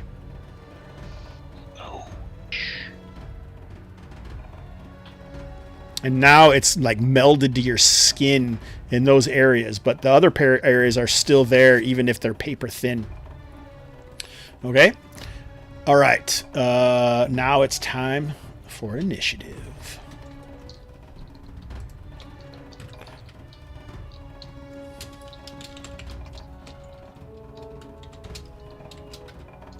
All right, another win. So, Yes. Is anyone moving? I'm moving to help Heth. I'm moving to help Akamuk. So, I where are drop you? my bow and arrow, start kind of grabbing my face and trying to wrestle the thing off. All right, where's Hethan gonna go? Are you like shouldering Hadiya out of the way, or because we can move this? I can just go here, right? Yeah. If is Hadiya, what are you gonna do? Or trade places with Hadiya if she, whatever she's doing. Oh, You can move here. did I just delete Hethan on accident? Oh no, hasn't been deleted. All right, so Hethan has totally become one with another one of these skin creatures. So the thing that's on Akamuk, does it look like somebody's thrown a film on him, or does it look like it's a creature of some kind? So he's got like a film on his where his skin is, but he's got like some kind of breathing creature on his body. Like picture a snake shedding its skin, but instead of the shed being dead and a husk, it's actually alive and has a thickness to it. So it definitely seems like a creature. It's living, but somehow, and I think these radiate a bit of magic as well. Hethan. Yep. Oh, the detect magic's still going. Okay, I would think so. sure. So You have a torch still, right? I do. Yeah. Hadiya's planned action for the turn was, or not turn, the round, was to identify a opaque portion of the film creature and then use her dagger to try to cut it open and in hopes of prying it off and helping to pry it off. Okay, so I'm going to give you two options. You can take the -4 to attack. Oh, actually, I'll just give it a +2 to its AC. And if you roll a 1, 2, or 3, you might damage Akamuk. Okay. Yep. Sounds good. Go ahead. Yeah, she wants nothing to do with damaging Akamuk. She's a fan of Akamuk, Okay. but in the urgency of the moment, she's. Oh, she rolls a 13 to hit AC 6. Oh, I should see what this guy's AC is. Oh, so these things are actually pretty hard, and you see that the membranous tissue of that is really quite thick. So you cut it, but it just kind of flenses some of the outer pieces of it off. So it doesn't really seem to affect it. And so, Hethan, you were going to try and use your strength on it, correct? I was going to try and use my torch to burn. Oh, you're like, using your area. torch. Yeah, like an area on his hand, not his face exactly, to see if it has any effect on it. Oh, so you're not going for the opaque portion. You're actually going for the translucent portion. It seems to be melding into his very skin. Right, because I want to try to get it off of his face, but I'm experimenting first to see if the torch has any effect. This seems like a good time to experiment. All right, so Well, don't always like smashing torches in my friends' faces, but I think that you could do a D6 but it's probably going to do it to both of them. Maybe if you're just waving it though, because you're kind of experimenting, you're not like putting your sizzling pitch-covered torch right on him. Sort of like his outstretched hand, So I think you'll take 1 point of damage from it, Akamuk, and you scream out in pain from that. But It burns. the creature also, quivers, gives like a just got done peeing shake to it. But it doesn't come off his body, or the part that's like melding into his skin, does it come away? I don't think so, but I think some of the bits of it is kind of charred and kind of flakes off. It's hard to tell what's Akamuk and what's creature, the monster at this point. Exactly. Yeah. Okay. Sorry, Akamuk. My bad experiment. Bad experiment. Bad.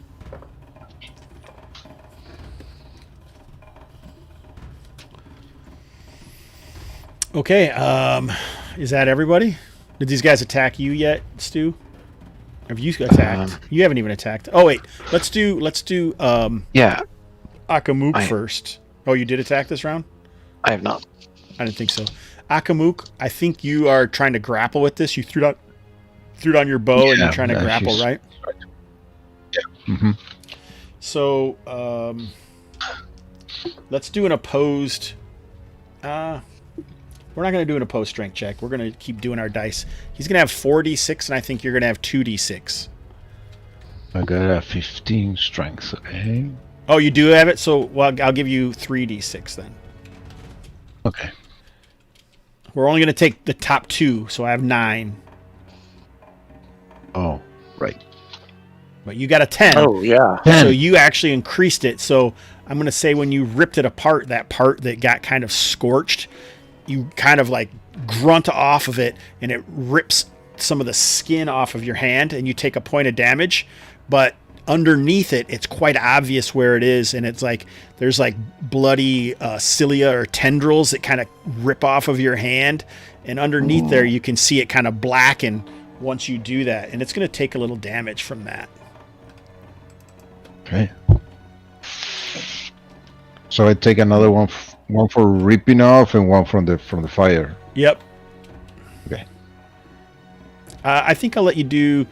Let's do a D4 damage to that. So go ahead and roll a D4. Okay. But you're like successfully like slowing down its efforts of melding with your skin. Okay. Nice. 3? Okay, nice.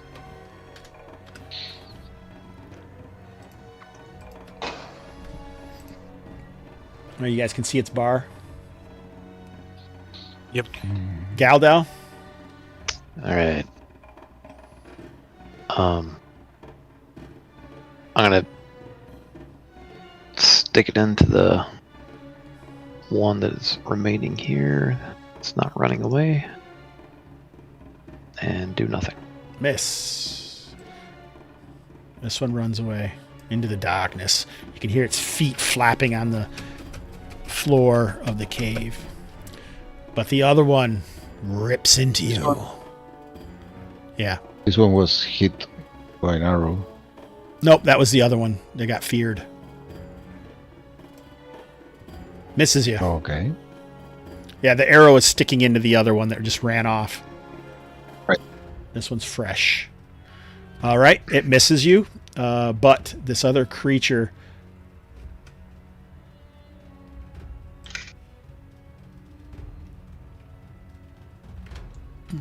I'm getting like a 10.4. We're still good there. Does 3 points of charisma. Wow. 3 more. Yep. And my beautiful skin. What's your charisma down to? Oh, it's down to 411. Nice. Yeah. All right. So once it does that, you can see that a large portion of that starts to meld in, and now the opaque portion flops off and smashes into Hadiya. Like does like a flip or a flop at her. It just kind of like almost like a wind got beneath it and just like whoosh, flew it over towards her. Does it knock her back like a club, Nope. or does it, or it like tries to stick onto her? Tries to stick onto her. Oh, God. Oh. But it's still on me, like it unfolds and tries to Yeah, get her. a piece of it flaps off of you and goes onto her. It won't let me. Does put it on hit her? top. It did. That was in 17. Oh shit! Though it probably only needed like a 4. So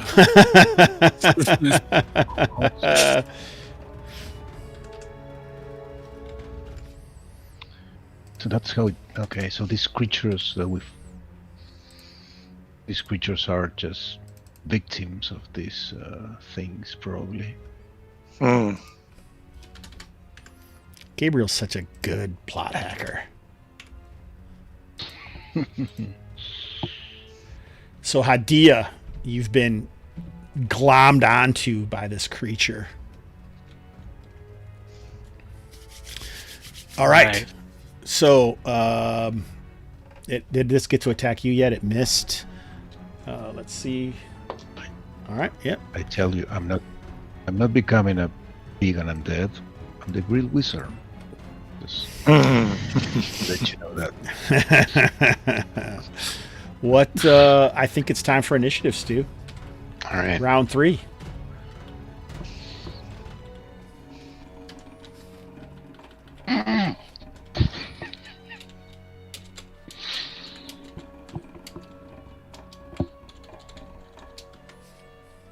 Oh.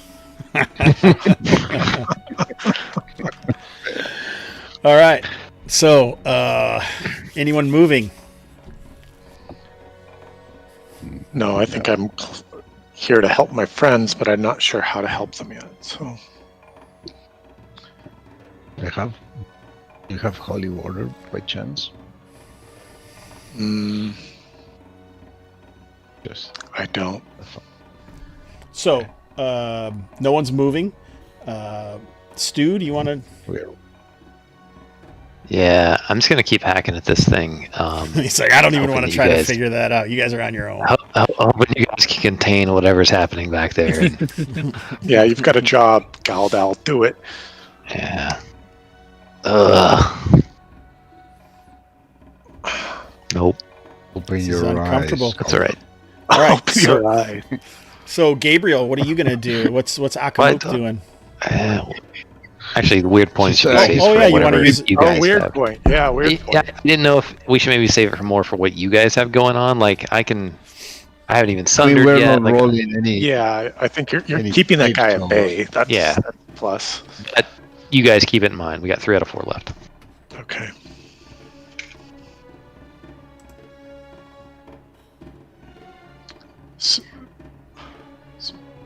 So I'm open to suggestions. I mean, I could try to help pull this creature off of Akamuk. I figure he's had it on him longest.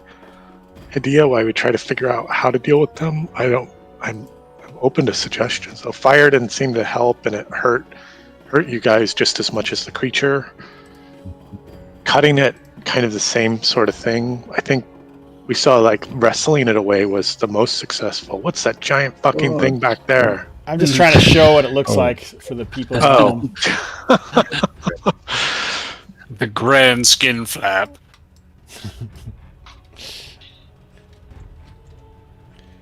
It's disgusting. Everyone gets quiet when shit gets crazy. All right. A 50-foot foreskin. Oh god, this is a back skin at best. All right. Stu is like lost all camera. There you go.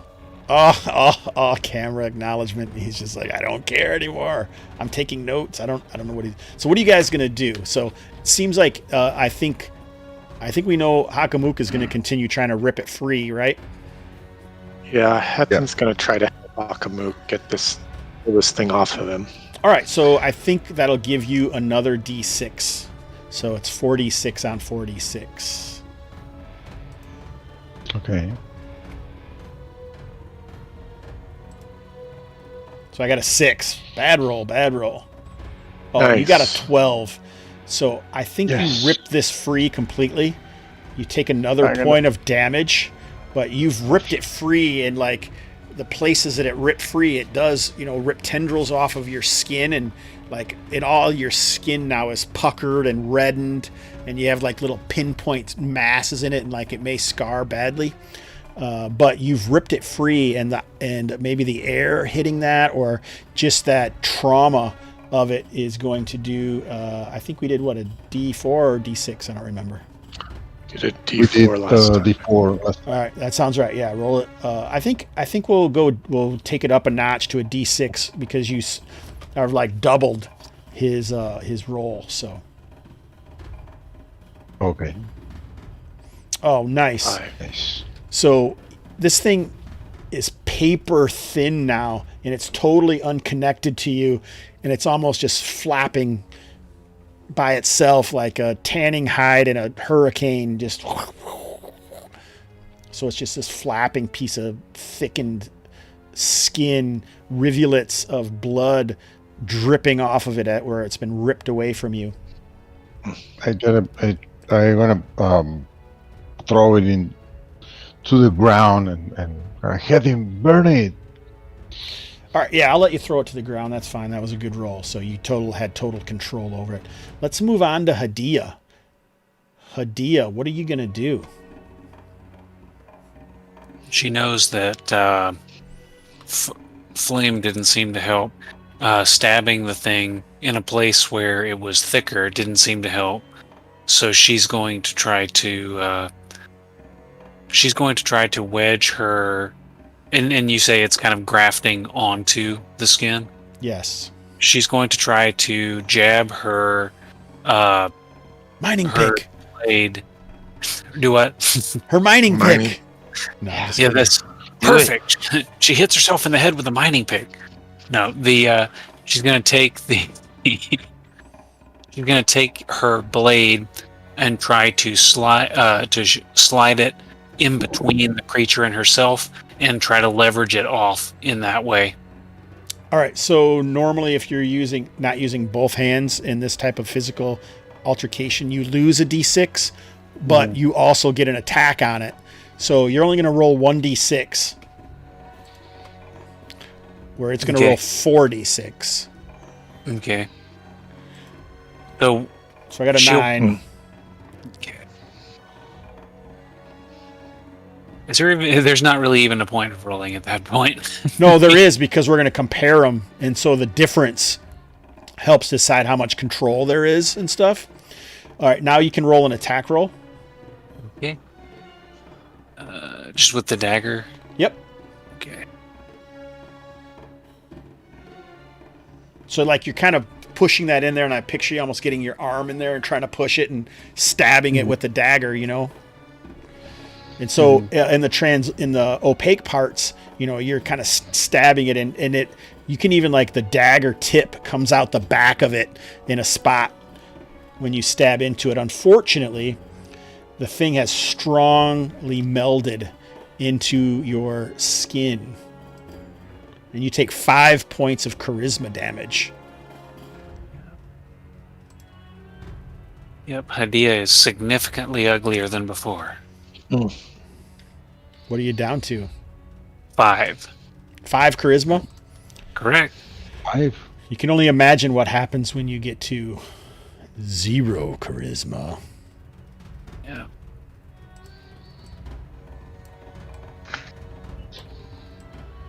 So Hethan's action this round was helping Akamuk, right? Correct. Okay. So I think we are done, and it's time for initiative.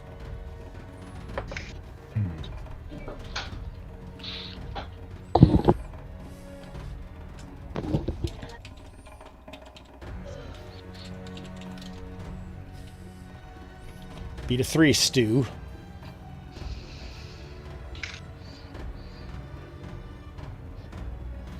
Oh no. Cry. All right, roll a d6, Hadiya, because no one's going to have time to get in there to help you because they want initiative. A 4. What's not a bad roll? Ooh, a 10.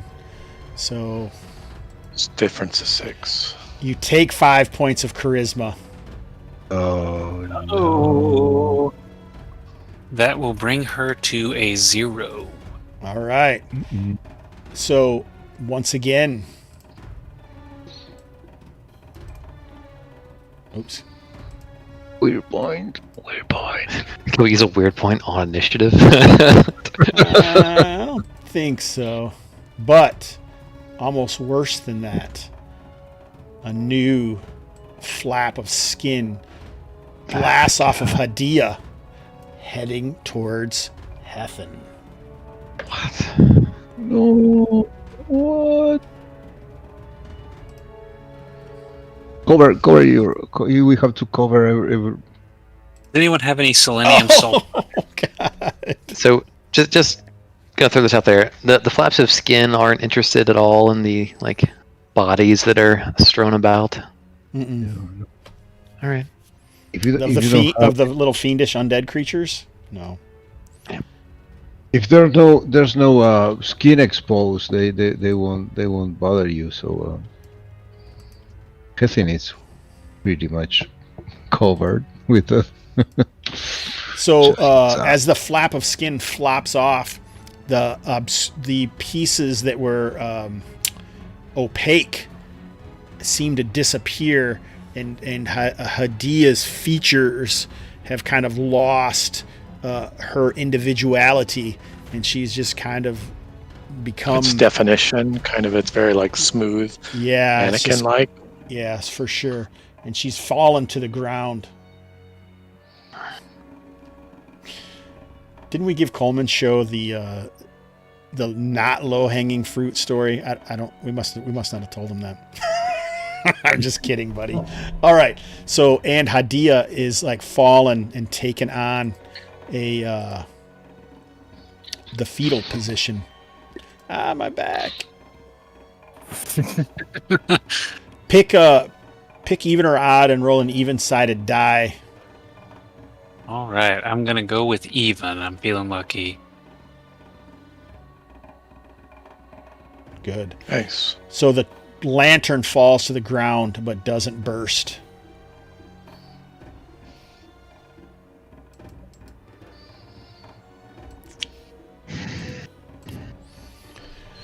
Okay. So it's our go. Galdel, kill that guy. So this thing hit you though, Hethan. So it's I know. I'm thinking about what melding to into do. your flesh. So it's your turn.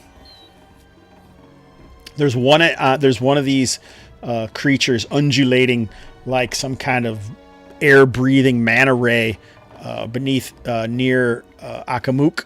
Galdal is in I was gonna say fatal struggle, but it feels more like a futile struggle with this obese zombie creature, and Hethan is being inducted into the Foreskin Hall of Fame. Not All cool. right. Not cool. So, is anyone moving?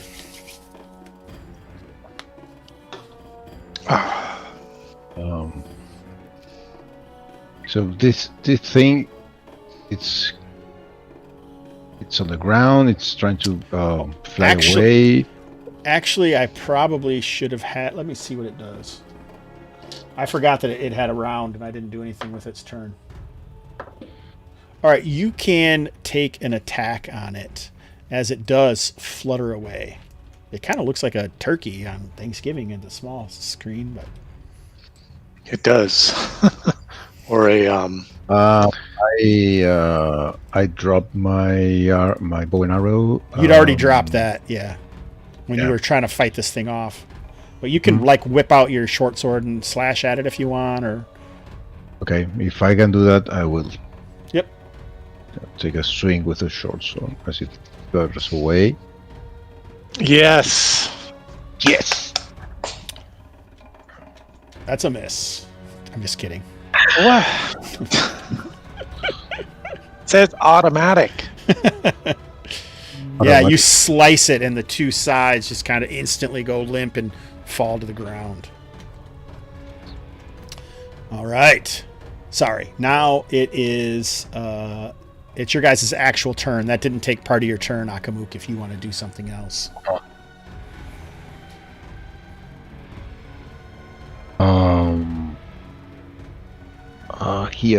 He looks at Hadiya. She fell to the ground. Yeah, Hadiya is like. Are you going to try to check her out? She's like in the fetal position almost. The lantern sitting on its side nearby, and she's like like hands over her face. Even the hands seem slightly like elongated to you, but hiding her face. Do you want to check on her? Yeah, he's gonna kneel and roll her over. So she's almost impossibly changed and unrecognizable.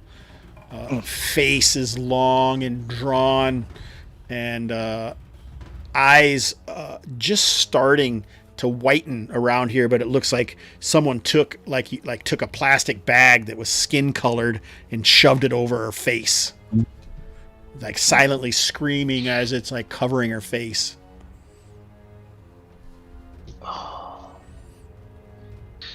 I wonder if you beat me with a mace, if you'll find a silver ring. We'll find out.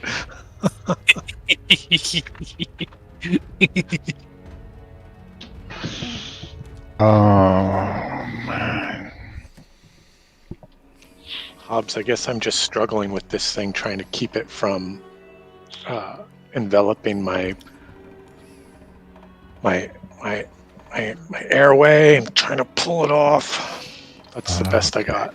All right, sounds like you're going to get 3d6 against it. Okay. I got an 11.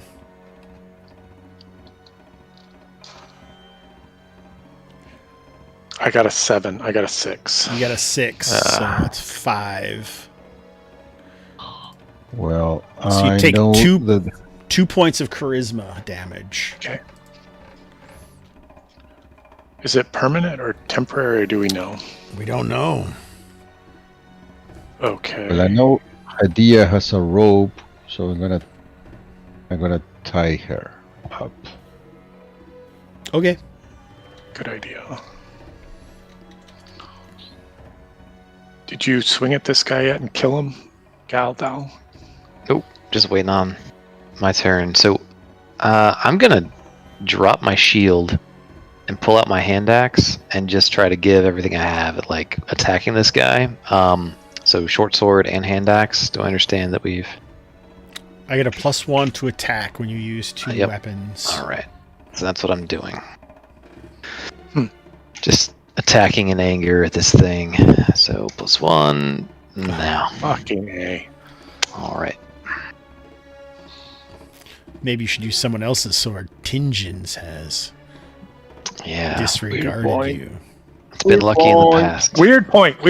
Actually, yeah, you know what? Fine. I'm gonna spin the weird point, and we're gonna do All the right, +1 let's attack do it. again. All right.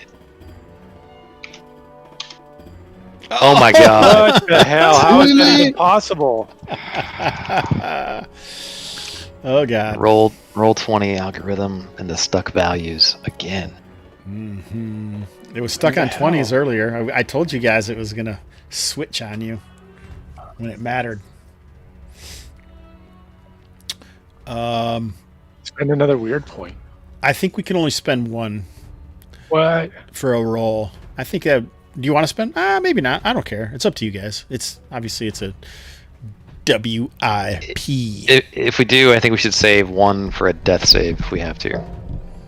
So this would be the last one. It's not a death save until something else comes up. Okay, go for it. Okay. Down. Yeah, All Gabriel's down. I think Taylor's saving that weird point for his death save, so Easy 5. AC5. That hits. You slash with the. Did you add the +1 to hit? It doesn't matter. To hit, yes, Does but all right. But you just get damage. There's no extra damage or anything. This gives you a +1 to hit. Galdal is berserk. He was trying. All right, so just a slight slash on this creature. But it is a lot, like I said. It's got a paper thin skin that's shredded away and flapping away from it. And you believe it is quite reminiscent of this other thing that you've seen. But it's not alive. It almost seems like what Hadiya could certainly become. All right. Is that it? Yeah. All right, Hadiya. Let's make a saving throw versus death. Dun dun dun. I don't have enough. I don't have enough Hobbs points to make the sound in the actual stream, so I had to make it verbally. You got to spend money. I do, and I'm not going to. He said. $4.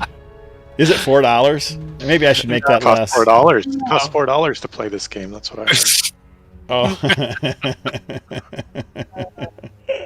Nope. Oh I didn't get no. 13, I rolled an 11. Last weird point. Last weird point. Last Just a weird death point. save? Yeah. All right. Let's see. Can Hadiya pull through? Let's go, Hadiya. Oh, Yes. Well spent. The weird point. Well A spent. weird point well spent. All right. What the heck? We got to figure out what that means. We may not do that this session. All right. So, we got this one we got 2 creatures still coming. So Hadiya is trying to fight it off and now wrapped up in Akamuk's rope. So let's roll initiative. Someone else. It looks like it is Aaron's turn. Yeah. Got a 6. Da, da, da, da, da.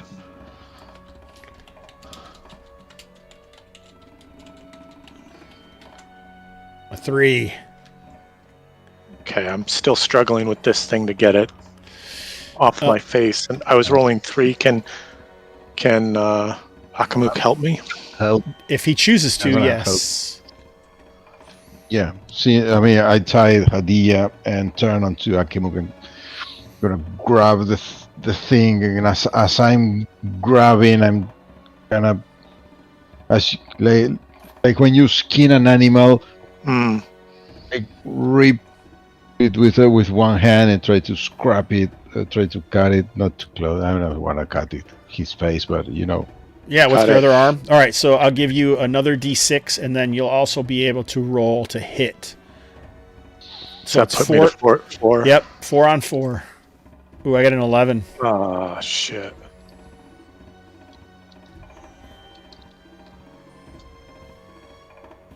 Oh, yeah, 12. Baby. Oh, nice. Oh yes. So you fight it off enough that it doesn't do you any damage this round. In fact, you roll D4 damage against it. Akamuk hits, does 3 points of damage, 2 points of 5 damage. total. So you guys rip it apart, rip it off of part. You do take 1 point of damage, Hethan, but it's Charisma or hit points? no regular hit points. But you've ripped it off, and it's got that underbelly of this open. It's almost like the flesh peels away, and these tendrils start to sink into its victim's flesh. And when you rip it apart, it does damage to it, and it's shivering and shuddering in your hands. And then Akamuk takes his short sword and just, and it lies still. That wasn't weird or anything. Oh, All we right. killed it? Thank Yep. you, effing Lord. Yep, that killed it. Get that other guy. All right.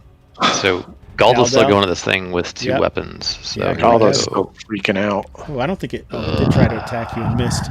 All right, so it does not flee in any way, and it attacks Galdal. A 10. It is 25 hit dice, so I think that's a hit. Just kidding. Round 5. Initiative. Beat a 2. 5. 5, 5, 5. Get him! You got a 5. We All all right. we all charged the vegan zombie. Vegan zombie.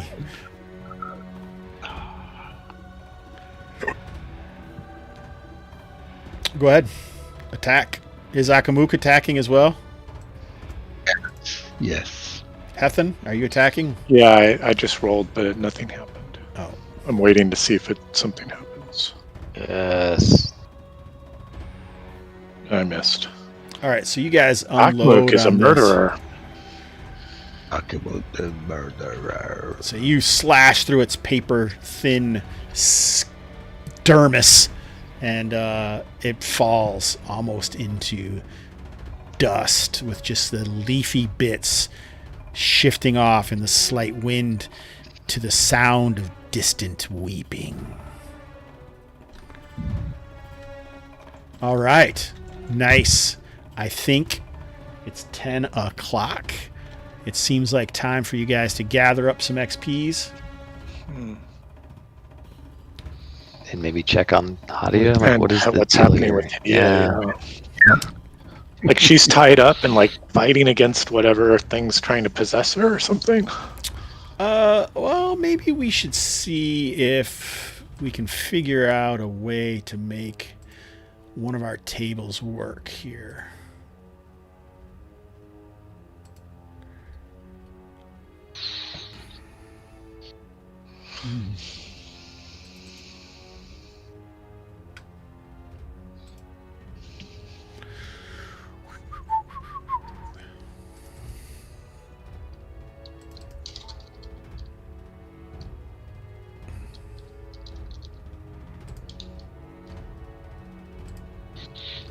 So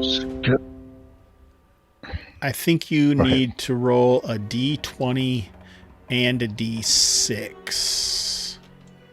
All right. Oop. No weird points for this roll, though. D20, 1d6. An 18 and a Ooh. 6. Big numbers.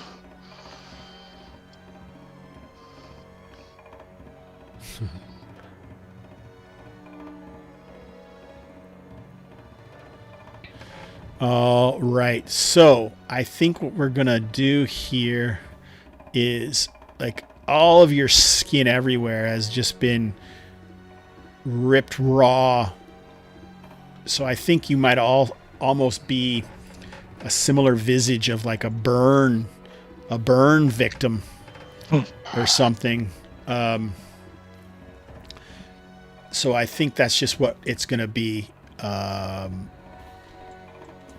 Normally in this situation, you are in shock. You recover with 1 hit point. You need magical healing and 1 night's bed rest, or 1 week's bed rest. But this sort of thing, just because of the shock and that, I don't think that's really going to be your situation. Your situation is that your skin is raw, and I think I'm just going to give you a permanent -2 to reaction rolls, and then a -1 to all rolls until you're healed up. So like if you 1 night of bed rest, or 1 week of bed rest without magical healing. Okay. All right. Cool. All right. So that is taken care of. So the pieces that are left would be this magic Rodashan ring. This area up here has not been explored, and you do have some valuable bits of some kind of treasure or stone or something that the dwarf kind of identified as valuable. Yep.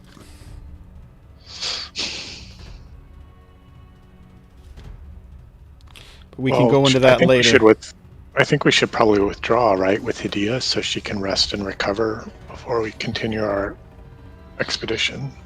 Well, I think we're done in the game. What we're going to do is do the end game things, and then you can make those decisions. Because most likely Saad will be back next week as well. Nothing against Hadiya, but it's not like she did much anyway. No, I'm just kidding. But I mean, it only takes like one thing, and you could be hurt bad again. So why don't we do XP? So what valuable bits were near the statue? Oh, you did go to get those? Let's do it. Yeah, if we're gonna count for treasure and XP and stuff, might as well. I think you found some alabaster bits worth 50 gold pieces. All right. So you think you can get 50 gold pieces. And it is strange stone. It's possible that you could maybe get more with the right type of person. Can we fashion like arrow points? Possibly. I mean, it's stone, so it's not sure if it would be any more. Yeah, just okay. I mean, I think that I did say that it was faintly magic, so maybe not you, but someone else might be able to. Mm-hmm. Who has that capability.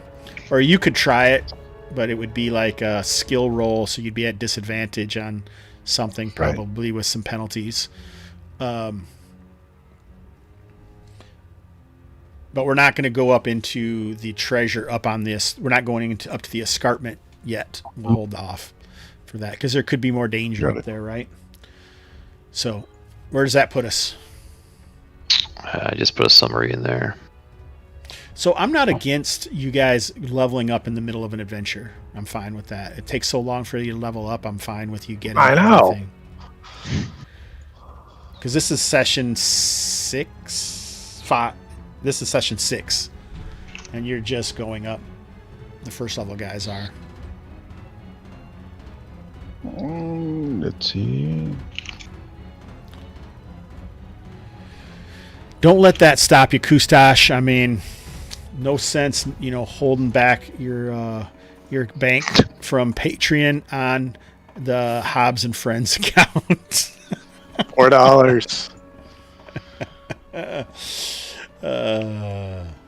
Oh, really?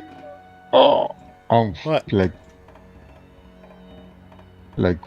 4 XP short. Nice. You want 4 of my GP? Can we do that?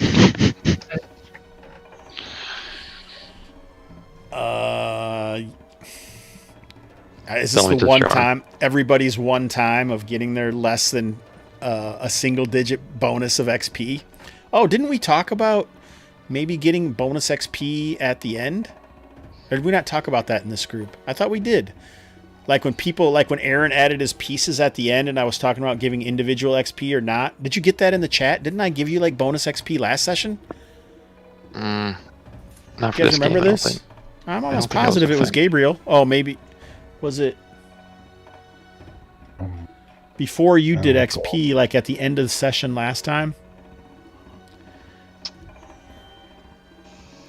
I thought I had a conversation about this. Actually, there were some individual XPs.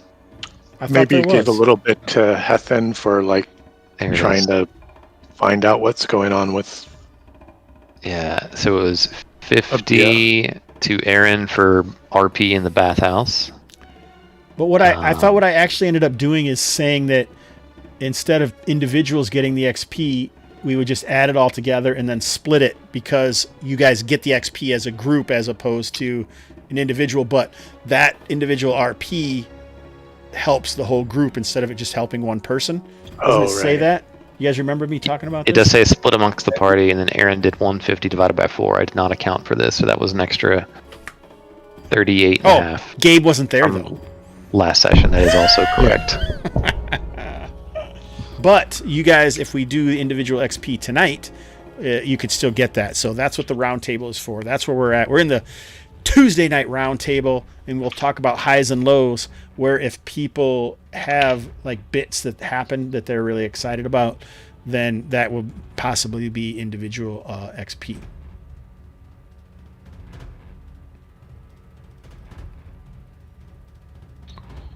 So, Taylor, highs and lows?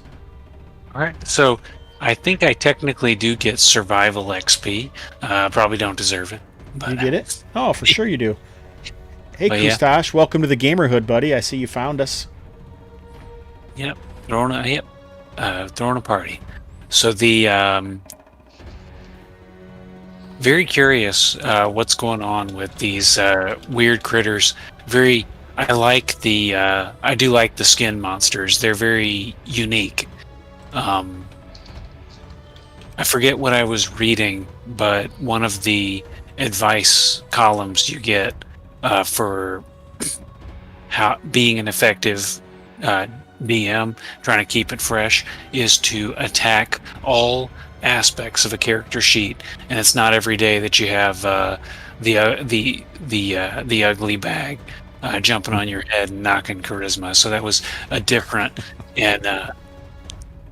Now, and when I was in college, the double bagger meant something totally different. So, but yeah, that was a. But yeah, that was very. It was a unique challenge, and that was kind of interesting to me, especially the kind of description that went through it. So, Was that a high or a low?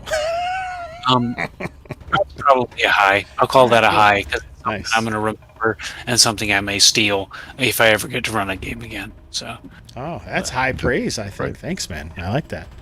All right, Aaron? I like the detect magic effect with the seeing the statue for what it was or for what. So I thought that was interesting rather than it's just kind of glowing, it's magical or whatever. So that was neat. I'm gonna give Hethen 100 XP for using his spell instead of. I really love clerics not just being heal bots and actually using their utility spells, even though you can at any time change that spell to cure light wounds. But I really want to reward that. So there's. I had that on my list too, but I thought. Oh, that you was did? Cool. Nice. I thought that was cool. I do like that. So there's 100 XP for the group. There. Do you have any lows, Aaron? Yeah, just the stalemate of Galdal with the zombie. Did it seem too much? That's failure was my level. I will say that I liked the idea of saying, hey, I need to change something. And so he just throws his shield down at the, who cares? I'm going to get this one extra +1 to go for it. And it worked. So that's even. It more worked with interesting. the weird point. Well, Two still weird worked. points. I mean, Still worked. I don't know. Aaron doesn't like it. That's a low for I him, don't. Stu. It's a low. I know. It's I on the bottom. failed. Yeah. This is is it a mechanical failure or just that moment for the story failure? both. Yeah. Ooh, But so whatever, it's D&D. The curse of the D20. That's correct. Stew Dog. Yeah, I kind of already win. I feel like I had like Hethan's detect magic and how that played out on the statue was cool. Yeah, lows were just the skin attacking creatures. It wasn't anyone's fault except Hobbs, of course. But I have called them the flying curtains of skin. Ooh, oh yeah, nice. that's pretty good. That's Or pretty good. skin curtains. That's better. Flying skin. Maybe Assad were here. That was not a low. Maybe that would have changed. Oh things. yeah. And just another high. I guess we had a bunch of people dropping by the various platforms you're streaming this on to just check in and say hello. So I thought that was pretty cool. So That is awesome. Gabriel. Well, there's nothing much to add. I mean, I really like the flying skin monster. Like Taylor said, probably steal that and drop a little surprise on my players too. It was a high. The Hethin's Frenzy was I think a high. Like he's My other one was Akamuk just being a murderer. He was rolling well, yes. Assassin. Akamuk, the assassin. I'm gonna feel like it rolls, yeah. But I think that has been kind of a running theme. If you go back and look at the sessions, I kind of remember him continually doing that. Yeah, with a now this session was more with a sword, but yeah. So, do you guys think that my love of thieves shows by allowing him to do more and more attack? Like getting his back attack more often than you probably see in most games. I like that. I think that's an important boon to give to the thief, right? Yeah. I try not to kind of abuse of the sneak attack. I mean, let you do that. Like see the situation and say, okay, this works. Yeah. This works. I mean, because we don't know. Try not to meta game. We don't know the enemies, the creatures. What are? Yeah, we know that you can sneak attack an undead. So I'm trying not to use that in that information. But and so I'll let. Maybe. Well, Oh, yeah. excellent. Which looks like